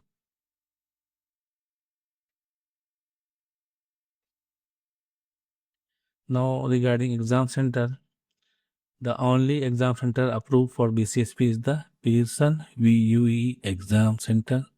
We can go in the official website and see the details of this. After receiving authorization to test, that means approval from the BCSP, we can go for the exam take. We can go for purchasing the examination and booking the examination in any center of Pearson VUE. The authorization which we have received from BCSP for the examination, that will be valid only for up to 1 year. After 1 year it will be expired. Again we have to pay the fee and we have to register again, and then we can go for the examination. So how we can book the examination? First of all, we have to create an account in the Pearson VUE using same user ID number from the BCSP. We have to log in, and we have to select the examination type. We have to select the examination test location or test central location. We have to choose exam date and location. Then we have to pay the fees and confirming the appointment. We will receive a mail of the confirmation and schedule of the examination and all details regarding location and exam policy, exam procedure we will receive in the mail. Location of the exam center will be depend upon our country and our locality where we are. As per this, we have to select what are our location, near about location, or as per our easiness. We have to check the slot availability, time, date on the Pearson VUE website. Test center generally operate from Monday to Saturday. Sunday will be off, and there is a limited slot per day, so we have to choose as per our comfortability. Availability of the center or exam or slot depend upon some COVID-19 policies and exam demand. What are the exam policies and requirements? We must arrive in the center at least 30 minutes before of the examination, because there will be a process of registering yourself in the examination. They will scan biometric scan, they will take photo, they will check ID, they will provide the other pen and the erasable sheet for practice for calculation or for workout. So they will give, so this will take some 20 to 30 minute time, so we must be there for 30 minutes. If we delay by 15 minutes, then they will not allow for the examination and we have to retake the examination and we will lose our previous examination fees. In the center, we have to show valid government or national ID with photo, and then we have to sign there in the digital pen, digital screen. Permitted items only eyeglass and scratch papers and pencil provided by the center. Only these two things will be allowed in the examination. Other prohibited items are these: mobile phones, smartwatch, personal calculator, study material, book notes, food or drinks. These all are prohibited, which are not allowed in the examination. Exam environmental and proctoring. The exam will be computer based and proctored. Proctored means this there will be a CCTV surveillance, and one exam proctor will sitting, and he is monitoring to all. If he see any unfairness, he will stop us from the examination and they can cancel our examination. Candidates are monitored via video and live proctoring, and we must not talk to anyone, we must not discuss to anyone, and we must not leave room without permission. If we have any concern, just we have to raise the hand. The proctor will come to us and he will ask the problem. We can say him. Immediate we will receive the result. Retake policy I already discussed. Now I am coming towards preparation. How we can prepare for the examination. Now we start for the preparation strategy. How we can prepare for the examination. Before we dive into technical domains and blueprints, we talk about something equally important, that is preparation strategy. Passing CSP or ASP is not only about knowledge, but about how you study, revise, and manage your study time and manage your examination time, and you understand questions, prioritize questions, how you solve the question in the examination.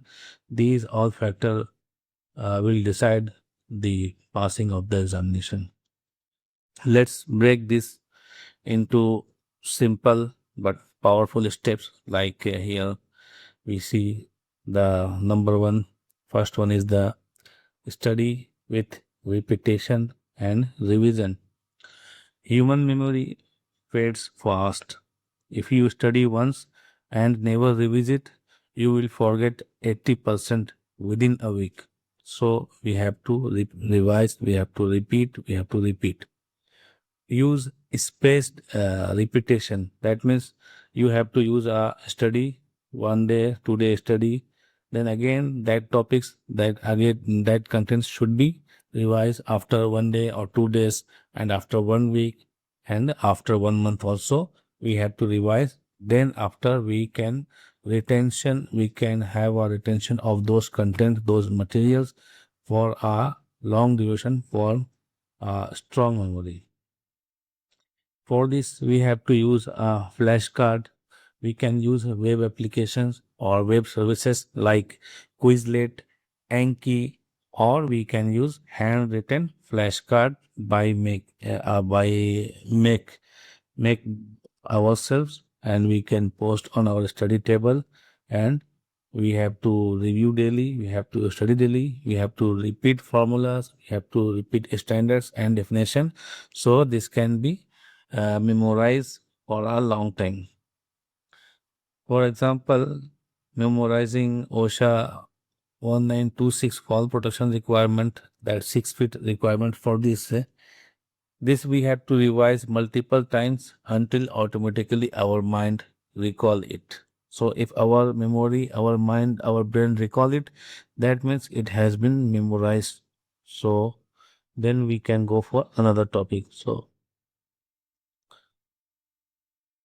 actually in exam tips, what happened, BCSP always asking the same principle in different wording. They change the word, they change the question asking pattern, but the principle or topic will be same. They are not going to bring another content, another topic out of the syllabus, out of the blueprint, but they always change the way of asking the question, the wording of the question. So they twist the question. So we have to apply our knowledge, just we have to understand and grasp the purpose of the question, then we can answer. So for this, repetition makes our brain recognize the patterns. So we can recognize the pattern of in the examination if they change the question, but we can recognize by having a proper uh, proper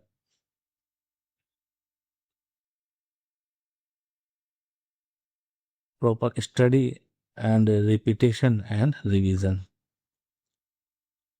The second one is make sticky notes and notes for revision. We have to keep short and sharp notes. one formula, one fact, one regulation per sticky note. We have to make a sticky note.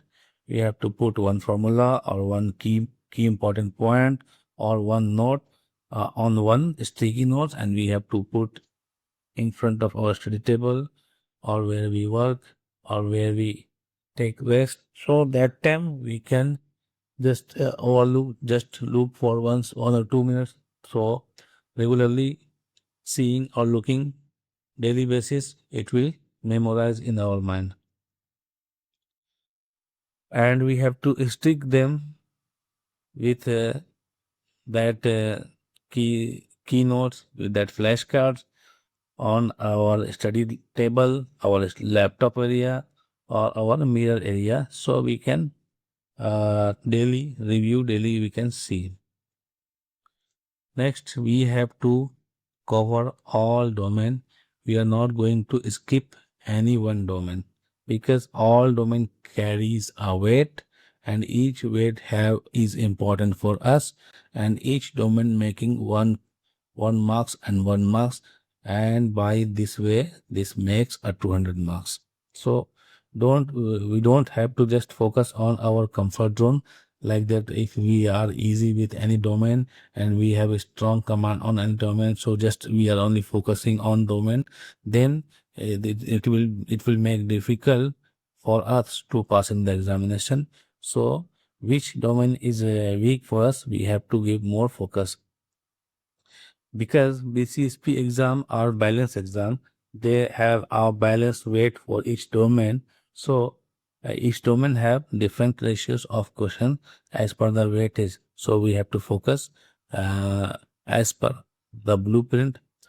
Use the blueprint as a checklist. We have to use the blueprint as a checklist. Which area we have to give more time, which domain we have to give less time, which domain is difficult as per the blueprint, which domain will be easy for us. So as per this decision, we have to plan our study. For example, in CSP 11, domain 1 and domain 2, these two domain carries or contain 50% of marks. That means 100 question will come from domain 1 and domain 2, and another 100 question will come from the other 5 domains. So we have to give more focus on these two domains. And the next is a math portion. What is this math portion? Actual, in BCSP examination, math question is limited, but it is high scoring question. If we practice properly, if we know the concept and we know the calculation and we have done the practice, we can easily score in mathematic portion.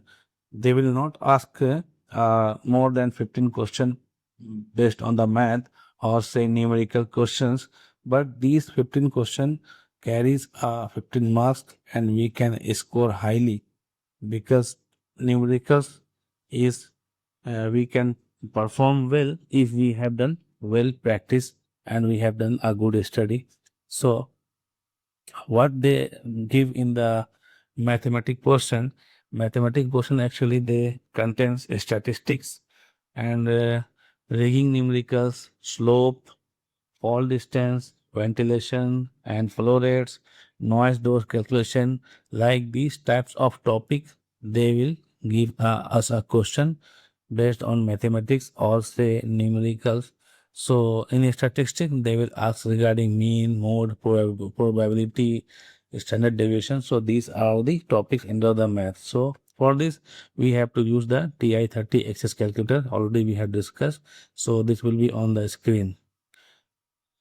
And for the numerical based question, it will take our time for us to calculate. So any mathematical or numerical based question, if we are saying that this will take time to calculate, then we will skip those questions in first round or second round after completing all theory and easy question and a known question. Then on the third round or second round, we can go for the mathematical question to solve and take our remaining time for these questions.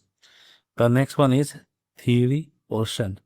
In theory portion, the majority of exam will be from theory portion, like approx around 170 or 180 question or 185 question will be theory based, application based, and scenario based. So the main focus area for theory based will be from the our blueprint, our domains, our theory topics, and also from the standards body and regulatory body like OSHA, NFPA, ISO 45001, ANSI, NC Z590.3. Like this regulation, they will ask theory question. They will ask based on the hazard recognition and control hierarchy based question. They will ask from the safety management and leadership principle. So instead of rote memorization, we have to understand the logic, understand the concept behind each and every topic. The next strategy for preparation will be our hard work. If this BCSP and CSP and ASP exam require a hard work, there is no shortcut for achieving the CSP. This will require a hard work. Daily consistency is the secret for passing the examination. If you can give 2 hours daily, then you have to give 2 hour daily basis, then you will achieve you are having 60 hours per month, and like this in 6 months you can be prepared for the examination. If you are having a 4 hour or 5 hour daily basis, and if consistently you are giving, then 3 months is enough for preparation. So we have to make.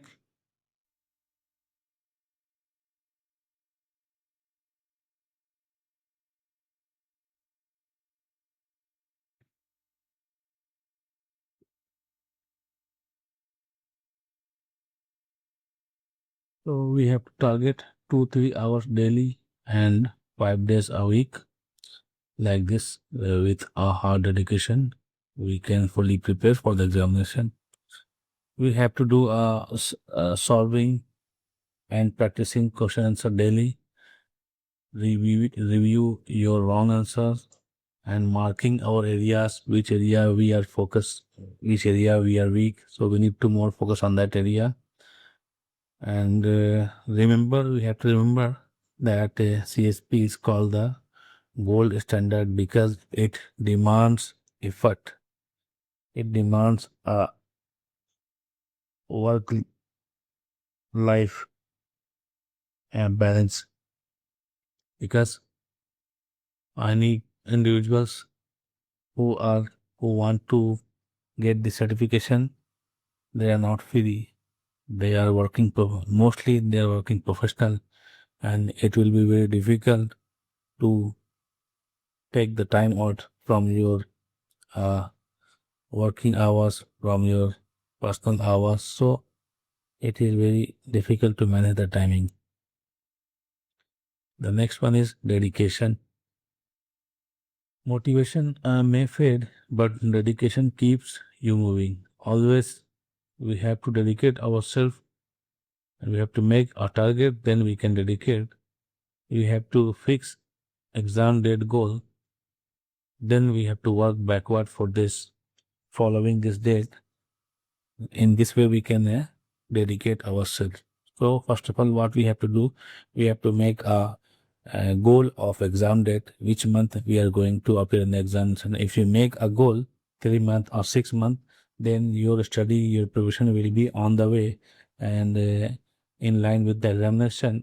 And if we are not fixing the goal, we are not fixing the date, that 1 year and 2 year will pass, but we will not be fully prepared, and always time will pass. So first of all, we have to fix the examination date, 6 months or 9 months or 5 months or 3 months, as per your daily study hours, how much time you can give on daily basis, so that you can decide on this basis. So what you have to do, you have to fix your exam date. We have to write exam date on one paper and stick in your study table or desk, and it will remind you every time. So you will start preparation on the daily basis with dedication. The next one is group study. So group study, what is the benefits of group study? That if you join a study group like LinkedIn group or WhatsApp group or your personal friend, so where you can teach each other. And what happens while you teach, the teaching boosts retention by 90%. The teaching retention percent is 90%. If you study anything, if you go through, if you read, it will give only a 20% retention. But if you teach anyone, it will give you 90% retention. For example, if we are explaining this experiment to our colleague, to our peer, to our friend, then and they will explain other topic like industrial hygiene, then both will have a good command on this topic. But we have to choose a serious partner, not time wasting only. So we have to be serious in the preparation. The next thing is to be understanding the logic.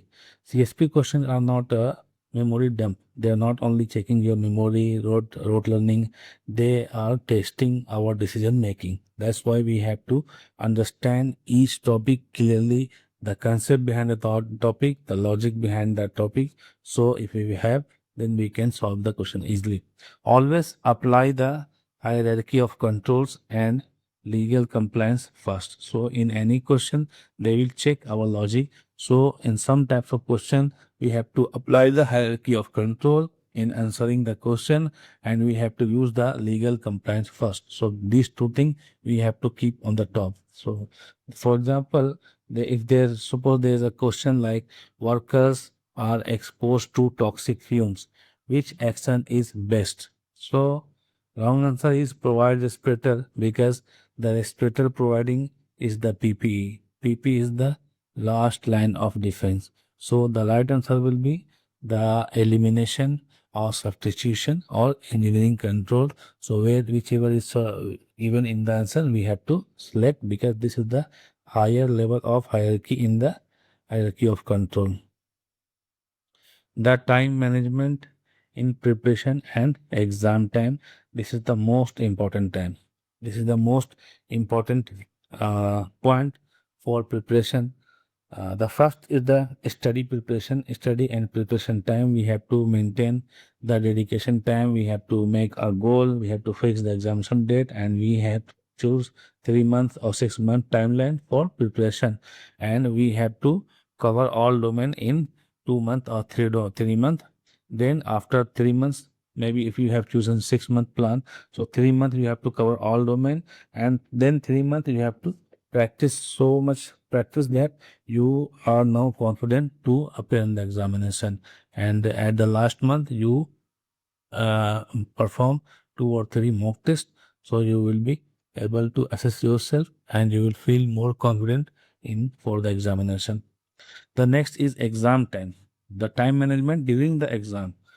There are 200 questions and 330 minutes. So as per this calculation, we are getting only 1.5 minutes per question. This is general calculation, overall calculation, but this does not have apply to all question in same amount. What happens, some question you will easily solve in 30 seconds, some questions you will solve 50 seconds, some question also will take 3 minutes, some question also will take 5 minutes. So we have to decide which question we have to answer first. So if first of all, what we have to do, we have to go through the questions from question number 1 to 200, and whichever we are finding easy, and if in on reading once or twice, if we are able to answer, we give the answer, we select the answer and go to the next question. And same like this we have to do. And if we find any question is taking time, it will take 3 minutes or 4 minutes or 5 minutes or 10 minutes, then we have to skip that question, we have to go for the next question. And like this we have to apply for all question. After completing all 200 question, again we have to come from the question number 1, and whatever there are skipped answer, skipped question we have left, we have skipped during first round, now we have to solve in the second round. And like this we have to complete again 200 question, and in second round we will complete all 200 question. In the third round we will review our question and answer, we will recheck, we will reread the question, and we will recheck the answer. If this is okay, we will go to the next. If there is any changes required, if sometimes happens, I have read the question, maybe there is some confusion, maybe there is some misconception. Now we can correct, we can rectify our answer in the third round, and after third round we can make fourth round for only just reviewing our answer are selected correctly or not. Sometimes this happen that we have solved the question properly, but we have selected the option wrong. So in the third round, we can rectify this problem. So we will do this also.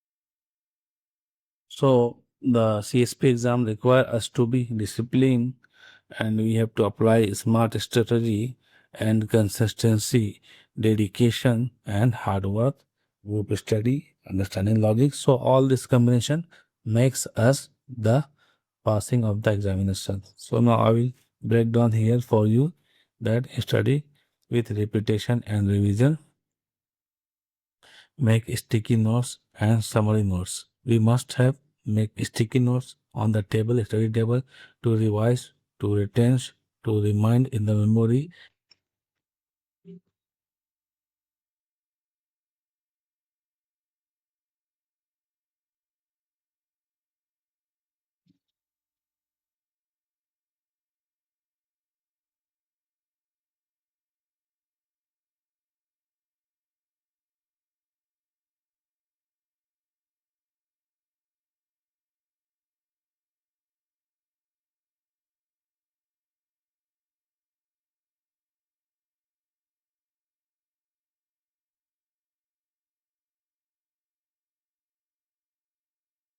You should write simplified definition, shortcuts, safety regulations, regulation numbers, and regulation body, standard body's name, so in your notes. And you should organize your notes in by domain wise, like domain 1, domain 2, like you have to make separate notes, so it will be helpful for you for the revision during the near the examination time. And also you can make your notes color coded, different content in different colors, so it will help you in more quick review during before the examination. Like you can color code important formulas in red color, key safety regulation in green color, commonly tested topics in blue color. Like this we can organize our notes. We must cover all the domains. We should not skip any one domain. We should go and complete all domains, so we can we can get full marks in the examination without skipping, without leaving any questions. So if we cover all domain, we will be able to we will able to answer all the questions in the examination. For this, we have to use the BCSP blueprint, and we have to focus more on high weight topics and quick review, and less study on low weight topics like this domain 1 and domain 2 in CSP 11 having a 50% weightage. So we have to put more focus on the domain 1 and domain 2. Math portion also important. Actually, they will ask only 10 to 15 questions, but it is high scoring questions. We can score easily. We can answer the question easily if we have a concept, if we clear all the dots in the mathematics portion. So we can get full marks in this 10 to 15 question. That means we can get 15 marks out of 15 questions if we are prepared fully for the mathematics portion also.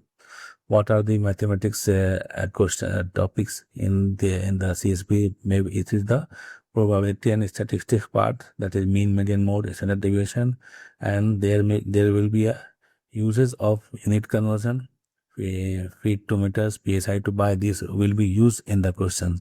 These are not directly question, but this concept, this unit conversion will be used in the question.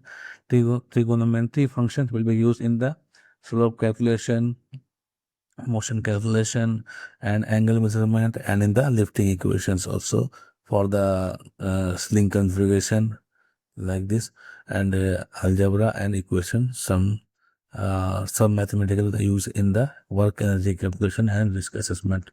So, and for this mathematical we must have a very well we must be aware of the use of the TI-30XS calculator functionally, so we can use the calculator efficiently and in a very quick manner, so that we can save our time also in the examination. And we have to practice 10 to 15 math problem daily, or 20 or 50, as much as you can. So practice, so it will give benefit to us in the examination. Theory portion, most question will be on the conceptual and situational base. So don't need to memorize everything, and some questions are application based. So we have to identify, we have to analyze the situation, and we have to guess which concept they are asking, and from that concept, from that theory portion, we have to answer those questions. Focus on understanding OSHA regulation, OSHA standards, safety regulation, risk assessment, hazard control, and management principles. So this is the principle, this is the topic in the theory. We must have a clear concept, so we can answer the question related to these topics.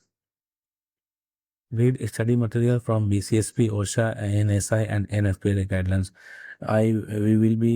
We will be go through these all guidelines and standards and regulatory body contents related to domain wise. So we have a sufficient coverage of this topic, and we can answer the question if a question arrive in the examination. Use real-world example to relate concept to actual work environment. We will use real-world environment during our study, during our preparation, so it will reflect the actual scenario or situation in the question to the real-world scenarios, so it will be easy for retention and memorization. For example, instead of memorizing hazard control type, we must understand why elimination is preferred over PPE. So this is the application of the hierarchy of control. If we understand the use of elimination over PPE, so we can answer this type of question easily and perfectly. This preparation required hard work and dedication. Set realistic study hour, stay consistent, take schedule breaks, and use motivational techniques like set a goal. Without setting a goal, without setting an exam target, exam date, we will never be prepared. If we set the examination date, and if we purchase exam and fix a date, we will prepare efficiently. We will prepare on the time. So we must have a goal. Group study and discussion is important for this.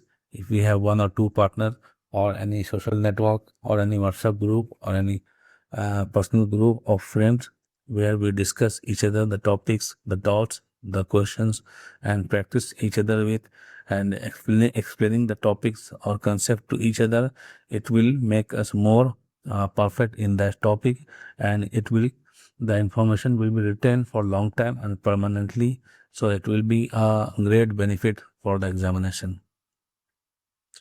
Understanding logic and practical application. So for any topic or any content or any domain, we must understand the logic of that and relate that to real world problem, so it will be easy for solving the questions. For any topic, any concept, any theory portion, we must practice related to safety situation and real world situation, so it will give us more clear concept of that topic. We must understand why certain regulation exist, not just what they are. We must grasp the concept behind those regulation, why this regulation come into existence, why these regulation are being followed in those areas. So break down safety concept. We have to break down the concept and so it will into the cause-effect relationship. So it will give us more clear concept.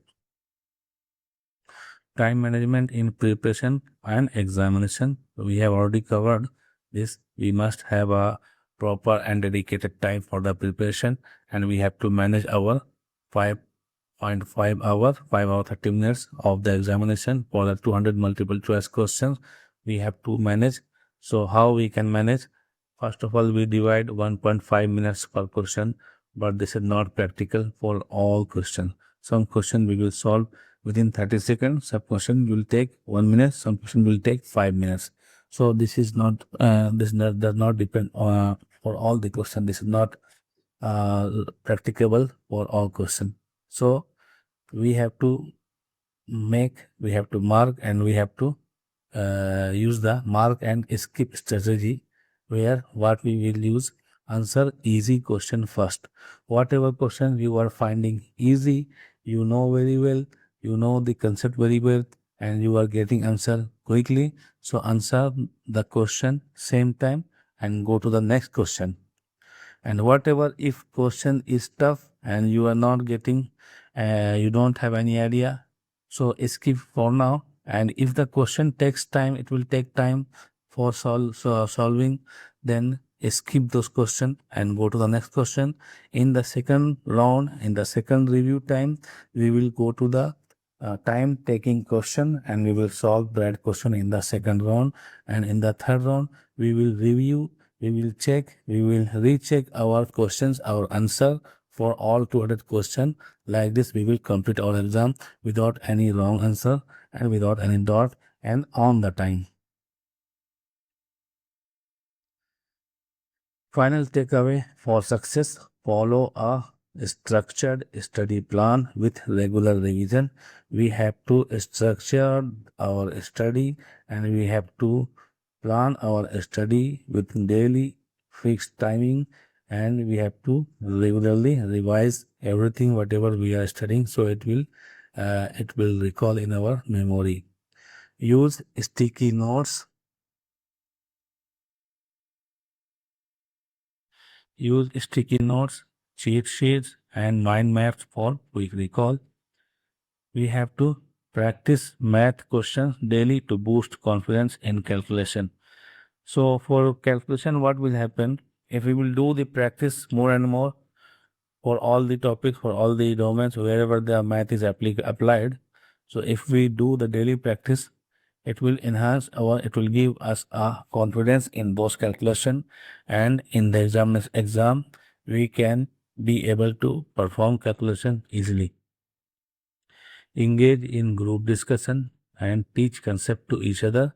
So teaching each other will get a broad idea and broad concept of those topic, and it will make us confident in also. Simulate the real exam by taking full length practice test. We have to complete 2 or 3 complete mock tests with 100 questions or 200 questions using span question answer, or also you can use pocket prep app, so it will give a real time scenario of the questions and answer and mock test. So from there we will get a confidence, we will clear our doubts with whatever doubts we have, and also we can assess our speed of answering the question, so it will prepare us fully, completely. Stay motivated, manage the stress, and take care of your health. This is a long-term journey, not a 1 month, 2 month. It will take time, 6 months, 5 months. So during this, we have to be motivated. We should not demotivate, or we have to manage the stress, whatever our stress and situation coming to us, we have to handle, and also we have to take care of our health. Now we will come towards exam strategy.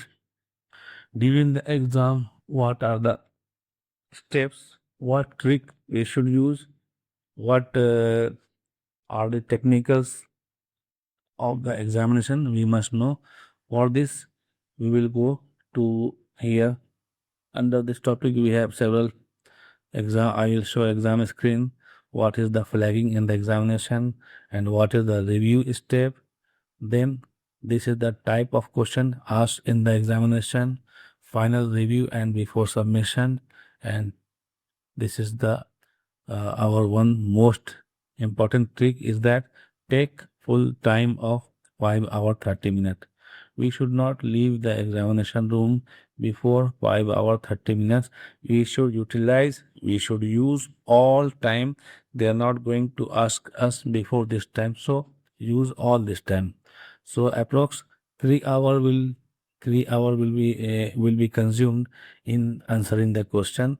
So after 3 or 4 hours, you have 1 and 30 hours. In 1 and 30 hours, we have to review, we have to recheck each and every question. Even though our questions are correct, but even we have to recheck that I have selected the correct answer. Sometimes happen what I know answer, I know the answer perfectly, but by mistake I have selected the wrong answer. So in recheck, in a review time, we can rectify this situation, so we will not lose any 1 marks or 2 marks due to human error. No negative marking. This is also one of the important concept. We must have that there is no negative marking. So we must we must answer all 200 question. Even some question we are not aware of, we don't know the answer exactly, we don't know answer fully. So even though we have to select the answer at the last before the submission time. So this two concept is clear now. Now we will go to the exam screen. Before exam screen, the overview of CSP and ASP exam we should show. Actually, CSP and ASP certifications are uh, long time exam. So this is the 5 hour examination for this exam strategy for both of these certification. Involves understanding the type of questions, managing time effectively, flagging questions, and approaching each question with the right priorities. So in this way, we can complete our examination easily. So CSP examination, there is 200 questions.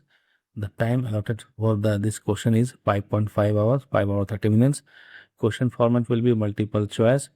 Passing score. The passing score is determined based on the weighted score system and may vary with each exam, but typically falls around, now it is 62%. So typically the passing score will be around 62%, but this is not fixed. This varies on daily basis, depend upon the question mode and the difficulties of question. Same like SP exam is also 200 question, same time hour allotted for the examination, the multiple choice question, and this time this has become 65% passing scores.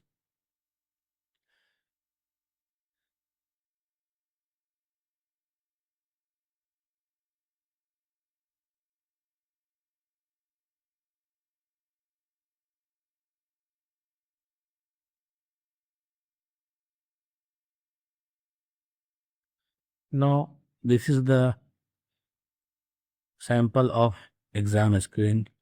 Our exam screen will be look like. Before coming to the exam screen, we had to before starting examination in 5 or 10 minutes, we have to the application of the questions, the browser on which we are seeing the we will see the question before starting the examination. The system will train us how to use the exam screen during the examination. So this application, that application will train you step by step. You go through each screen, read the instruction carefully, and then make confirm that I have learned this step, then go to the next step. So step by step, that system will make you train to how to use the screen, how to use the examiner screen, and they will confirm all the terms and condition from you. They will take your consent, then you can start the exam. So after starting the examination, the exam screen will be look like this. The main page contains the questions, here questions, and 4 multiple choice answers, and next and previous button will be there. Top side, top right side, there will be calculator button. Anytime you want to use the calculator, you have to click. The calculator will be opened here, and you can use. After use, we can close the calculator, and this area showing the uh, time remaining of the examination. So always this will be on the screen. You can we have to use this screen. Next button and previous button is there for going through the question, and after one pass, after completing one round, there will be a review button where we can review our all question in one screen. 200 question will become in a listed form, so we can go directly to any question, or we can go through each and every question one by one using review. So anytime after one complete pass, anytime we can go to the review button, again check any answer, again recheck, review, again we can come to the list, again we can select another question, or we can go through one by one. And after reviewing each and every question, when we are final, when we are confirmed that I have completed all my questions, 200 question, and now I want to submit, that time there will be a submit button there. You can submit. It will ask for your confirmation that do you confirm that you are submitting, and if we confirm, then the examination will be submitted, and after that we cannot go to the exam again, and our exam submitted. Just after that 1 or 2 minutes, the result will be printed on the admin section, admin table. We can now go and collect our result from there. So this is the examination step, and this is the exam screen. Here we are seeing one flag button.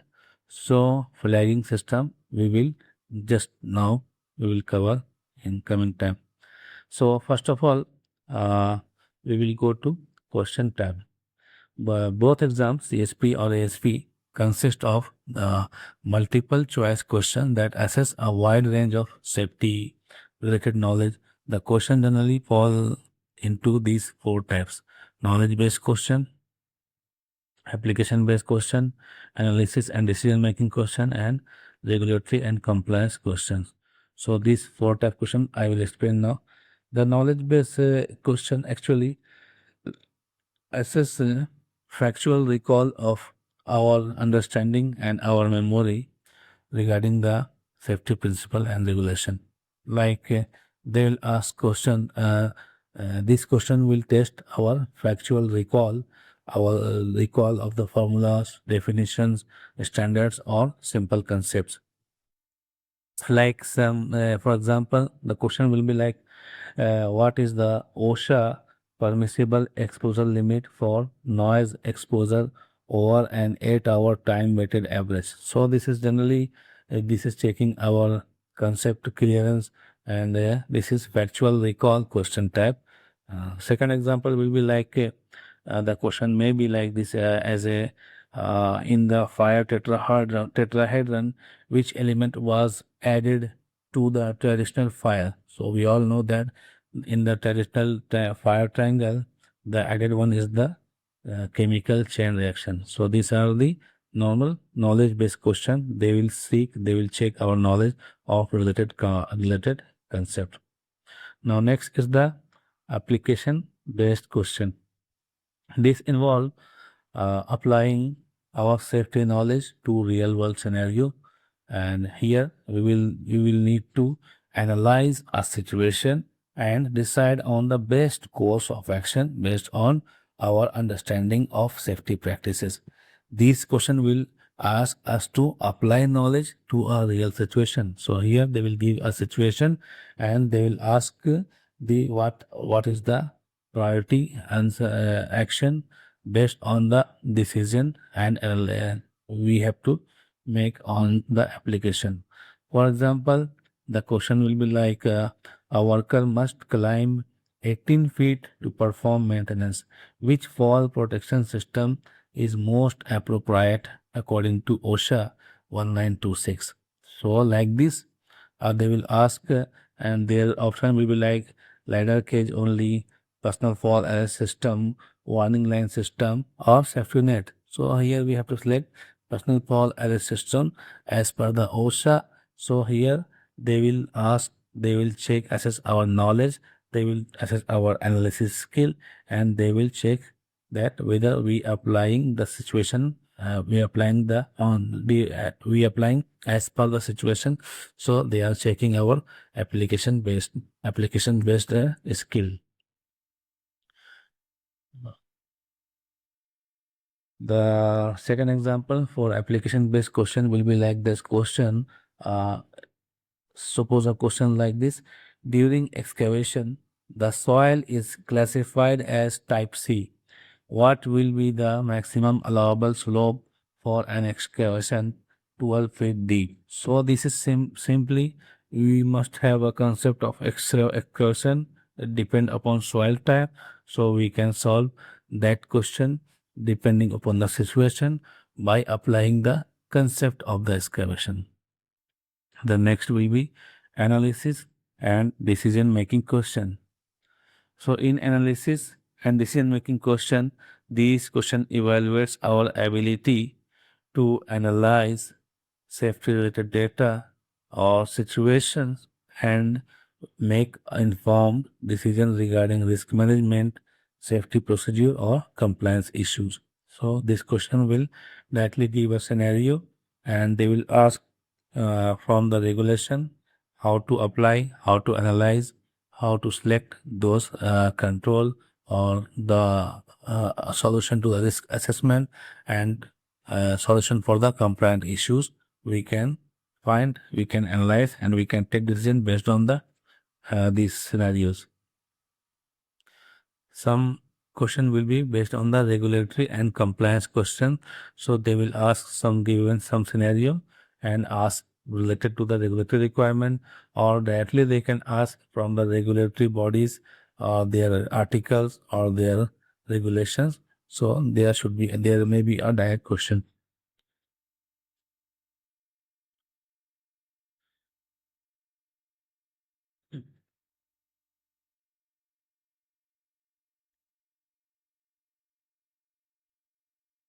Now we come to the time management. We have similar time for both the examination, 5 or 30 minutes, and approximately 1.2 minutes per question. Now what we will do during the examination, the strategy for time management, how we can manage the time. Read questions quickly but carefully. We should not linger too long on any single question. We should not stick 10 minutes or 15 minutes to any one question. If we are not able to solve any question within 5 minutes, we should go to the next question, and after completing all the question, then we should come to that question. If we find a difficult question, we have to mark it. We have to move on. How we can mark it? If we want to mark it for later review, for review in second round, so we can make it flag. So as we have seen on the examination screen, there will be a flag. So we can click on the flag and move on to the next question. So in the review time, in the list, the flag icon will be shown in that question, and directly we can select and open that question and again solve and go for the next another flag question or another skip question. So this time we can pull first pass and that means first round. So in first round, what we will do, we will start by answering questions we are finding easy, we are finding confident us to solve this. So here we will not waste any time in guessing ourselves unless we are unsure. So here we will not guess answer. Here we will not do too much calculation. Here we will just in first round we will just solve all those questions. We are confident and we are aware of those questions, how to solve. Then we will answer and go to the next question.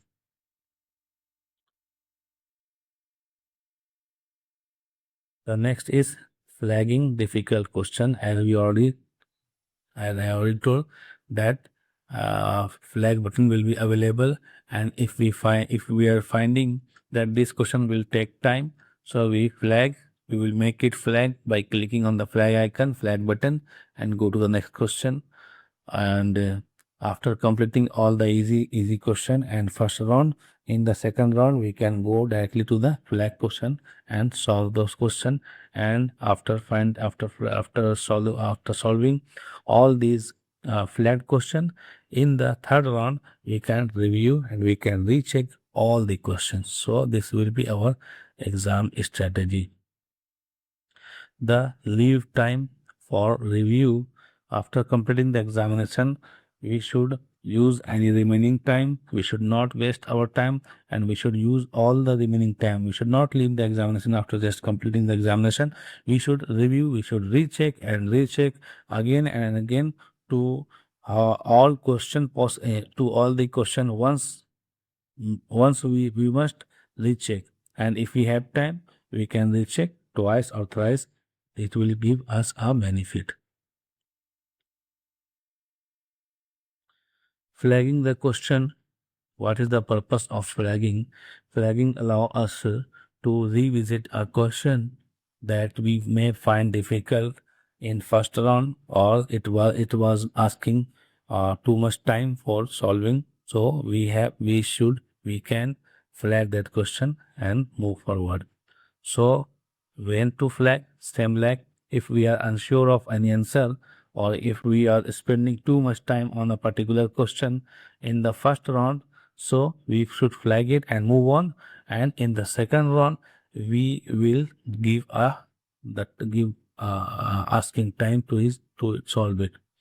And in the second situation, when to use the flag, if we are uncertain about our decision based on the regulation or standards, flag it for review after completing the rest of the examination. Then we will again recheck this answer. Avoid revisiting too early. We should not revisit flag question immediately. We should revisit flag question after completing all 200 questions.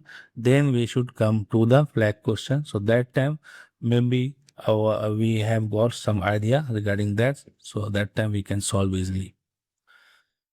How to handle question based on priority. There will be a question when ASP and CSP exam ask us the priority based decision or taking certain action or task in a safety management context. So here they will check our decision and our analysis skill. In safety management, certain actions are more urgent, like addressing imminent safety hazard, than other, like reviewing minor safety concern or maintenance issue. So some type of question they will ask.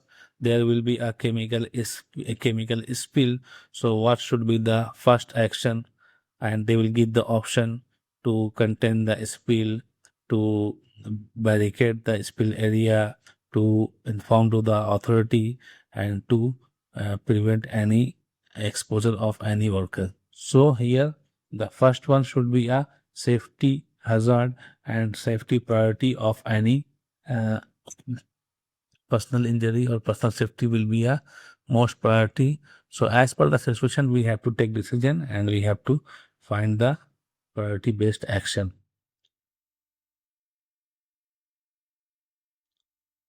Use of hierarchy of control. So this type of question also, some question will be based on the use of hierarchy of control.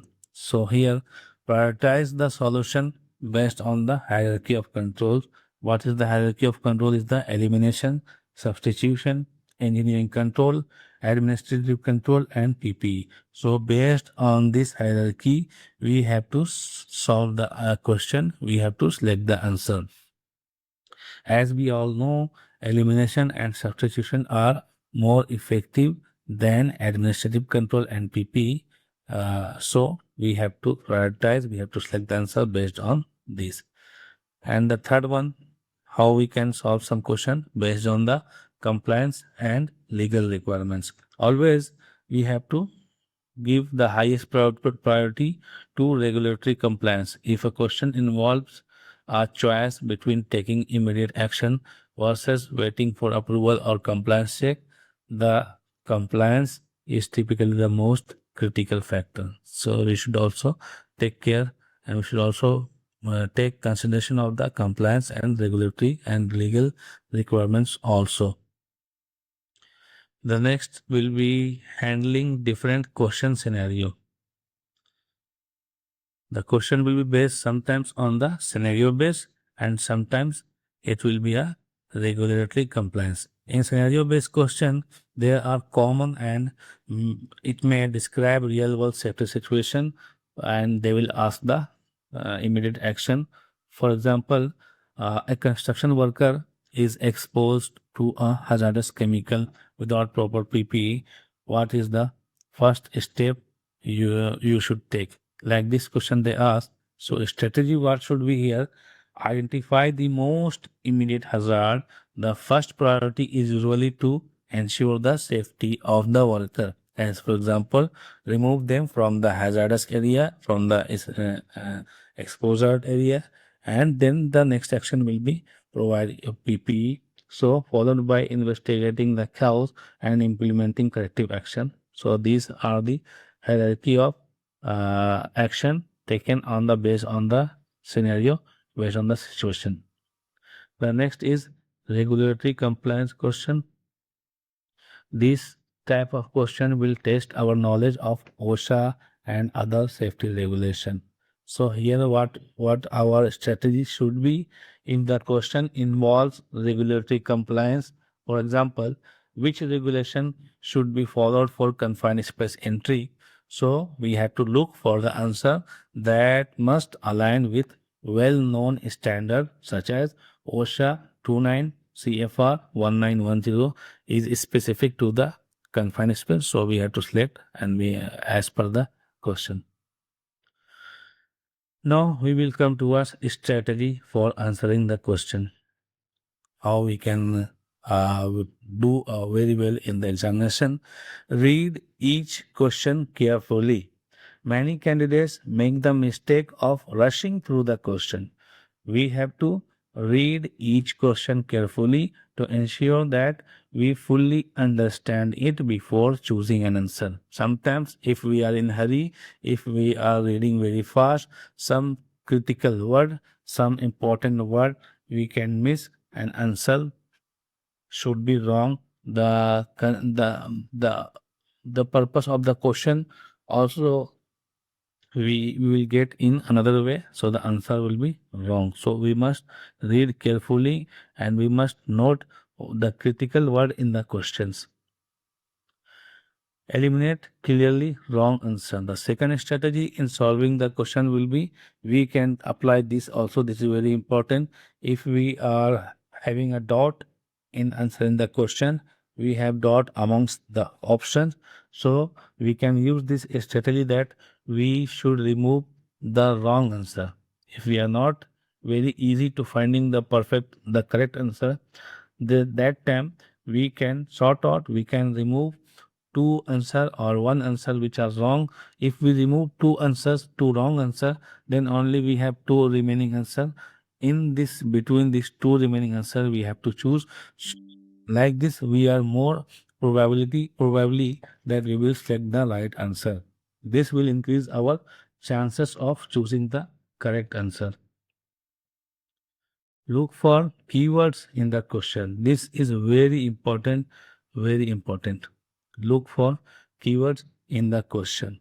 Any question they're asking, there will be a keyword in the question, like first, most critical, immediate, highest priority. These are the important words will be invention in the question, and on the basis of this critical word, basis of this keyword, our answer should be. Because sometimes happen in CSP and ASP. All answers are correct for the scenario, but the most correct answer will be as per the question what are they asking, based on the keywords in the question, like first step or most critical or immediate actions or highest priority. So depend upon these keywords we have to select the right answer. That will be the right answer.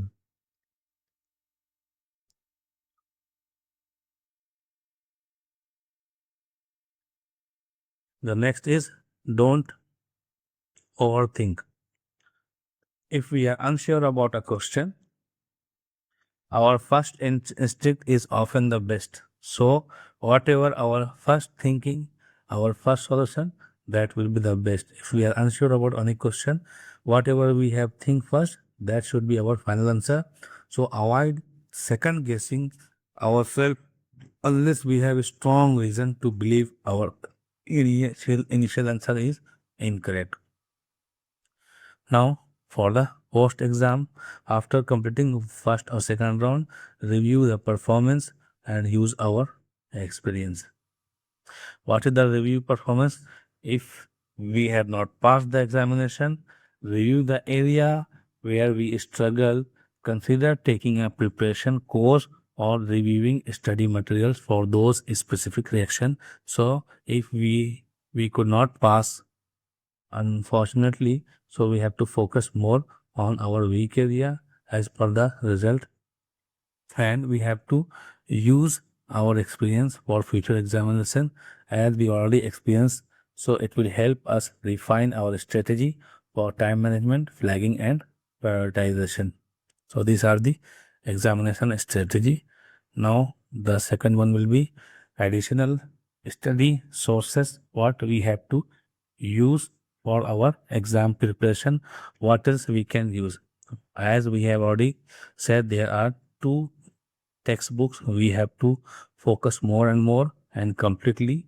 That is a Safety Professional Reference and Study Guide by David Yates, third edition or fourth edition, whatever you have.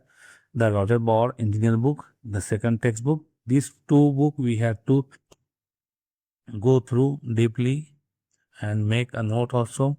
And for question answer practice and grasping the most important and the commonly asked question, these three are the common. If we cover these five, we have covered 80% of the examination, and 20% we can cover from the web sources or from the regulatory bodies and standard bodies like NFPA, OSHA, and ISO. So from there we will get 20%. So what says David Yates? David Yates is a name associated with a variety of books on safety, engineering, or construction management. So we should use that book for our exam preparation. The next book is Roger Bauer's Engineer book. Roger Bauer might be associated with textbooks or reference material for engineering, safety management, or technical certification. These books could cover topics ranging from safety engineering to construction management or general engineering principle also. What is SPAN? SPAN refer to a specific resource related to safety, engineering, or educational material. SPAN might be acronym for safety program, training tool, or something specific in the context of engineering certification or safety program. SPAN also provide online services for training, one by one online batches or webinars and workshop for the CSP examination. If you want to go, you can also go for the SPAN preparation by purchasing their services. Bowen question and answer. We have lots of Bowen question and answer openly available in internet. We can use those question and answer for practicing us, and whatever and how much we practice, it makes us the more perfect, and it will cover all the domains by answering answering, and it will make our concept more perfect.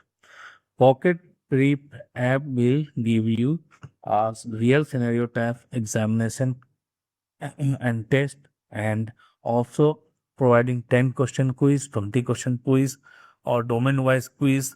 And after completing quiz, it will highlight your weak area, it will highlight your what you have done, where have you done mistakes. It will clearly mention your mistake, and it will train you to rectify. It will revise your question again and again, so it will make you fully prepared for the examination.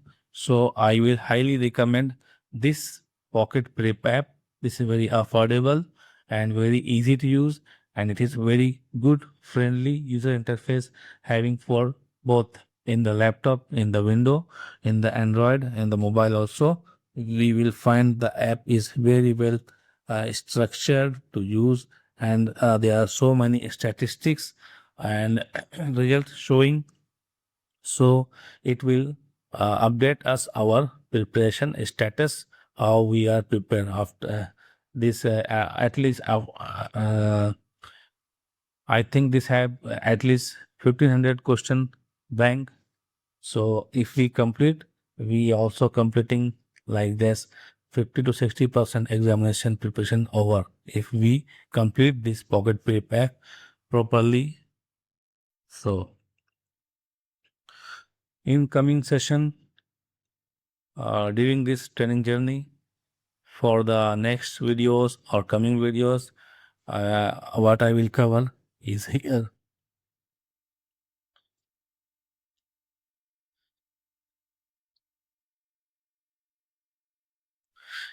We will start with the backbone of the exam. We will first cover all the 7 domains. I will break each domain into two parts. First, theory concept, explained in easy story style format. The second, numerical questions, mathematic questions, because math is not scary once you see real safety problem solved step by step. Practicing question and answer after completing theory tour once. After completing theory tour once, after if we have completed all 7 domains theory, we will start practicing question and answer. So it will make us strong and perfect and confidence for the examination. So after we finish the theory of one domain, we will not leave us hanging. We will practice question answer immediately, and like exam style, multiple choice with reasoning also, how why we are selecting this answer. So we will reason it, we will explain it. This way we will connect theory to the real exam application instantly. Next is math, formula and conversion. Yes, math is part of CSP and ASP, but relax, it is not only 10 to 15 question, and it is only 10 to 15 question, and we will go through the smart hacks. We will cover like noise, dose, and TWA calculation, rigging and load formulas, ventilation equations, unit conversions, and most importantly, how to use the TI30XS calculator fast. So we will aware of the calculator use also. Next, additional resources needed to pass CSP and ASP exam. What will be the additional resources? NFPA, OSHA, and ISO. Because why? Books are not enough in the CSP and ASP, covering broad range of all the area. Not only book, it's covering engineering, it's covering safety, it's covering risk management, it's covering standards, it's covering regulatory compliance. So books is not enough. So we have to cover NFPA codes like life safety code and fire protection, OSHA 1910, 1926, like these common regulation, general and construction industry, and ISO 45001 and NC standards, and IEC International Electrical Code also.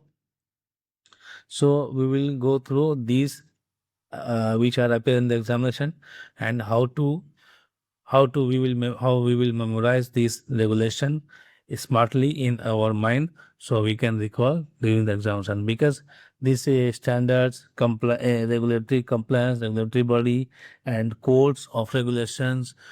So many codes regulations are there.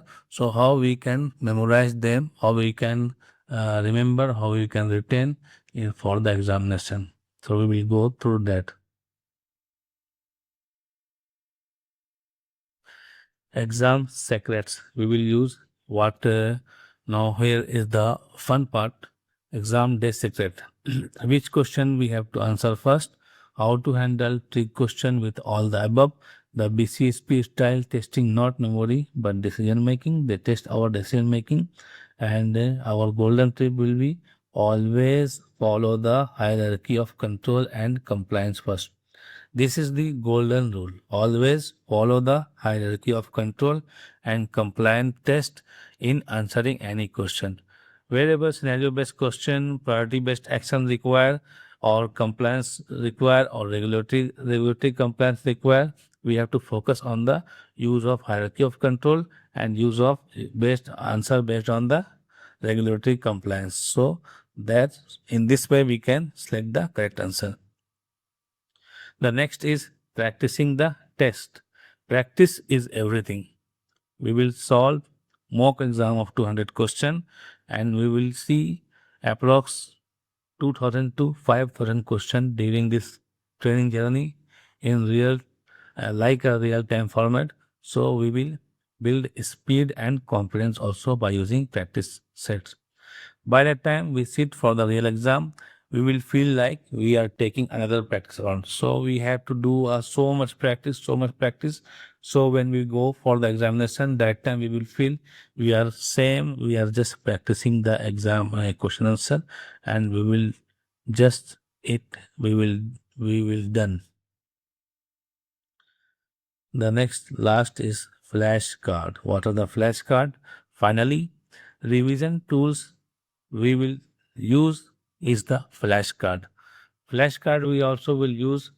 Flashcard what? These are the digital flashcard or printable flashcard. Whatever is suitable, comfortable to you, we can use. For what we will use flashcard? We will use for memorizing formulas, memorizing key standards and definition. So these common and important and short points we can put on the flashcard or sticky note, and we can revise again and again on the daily basis, so it will retain in our memory for a long time.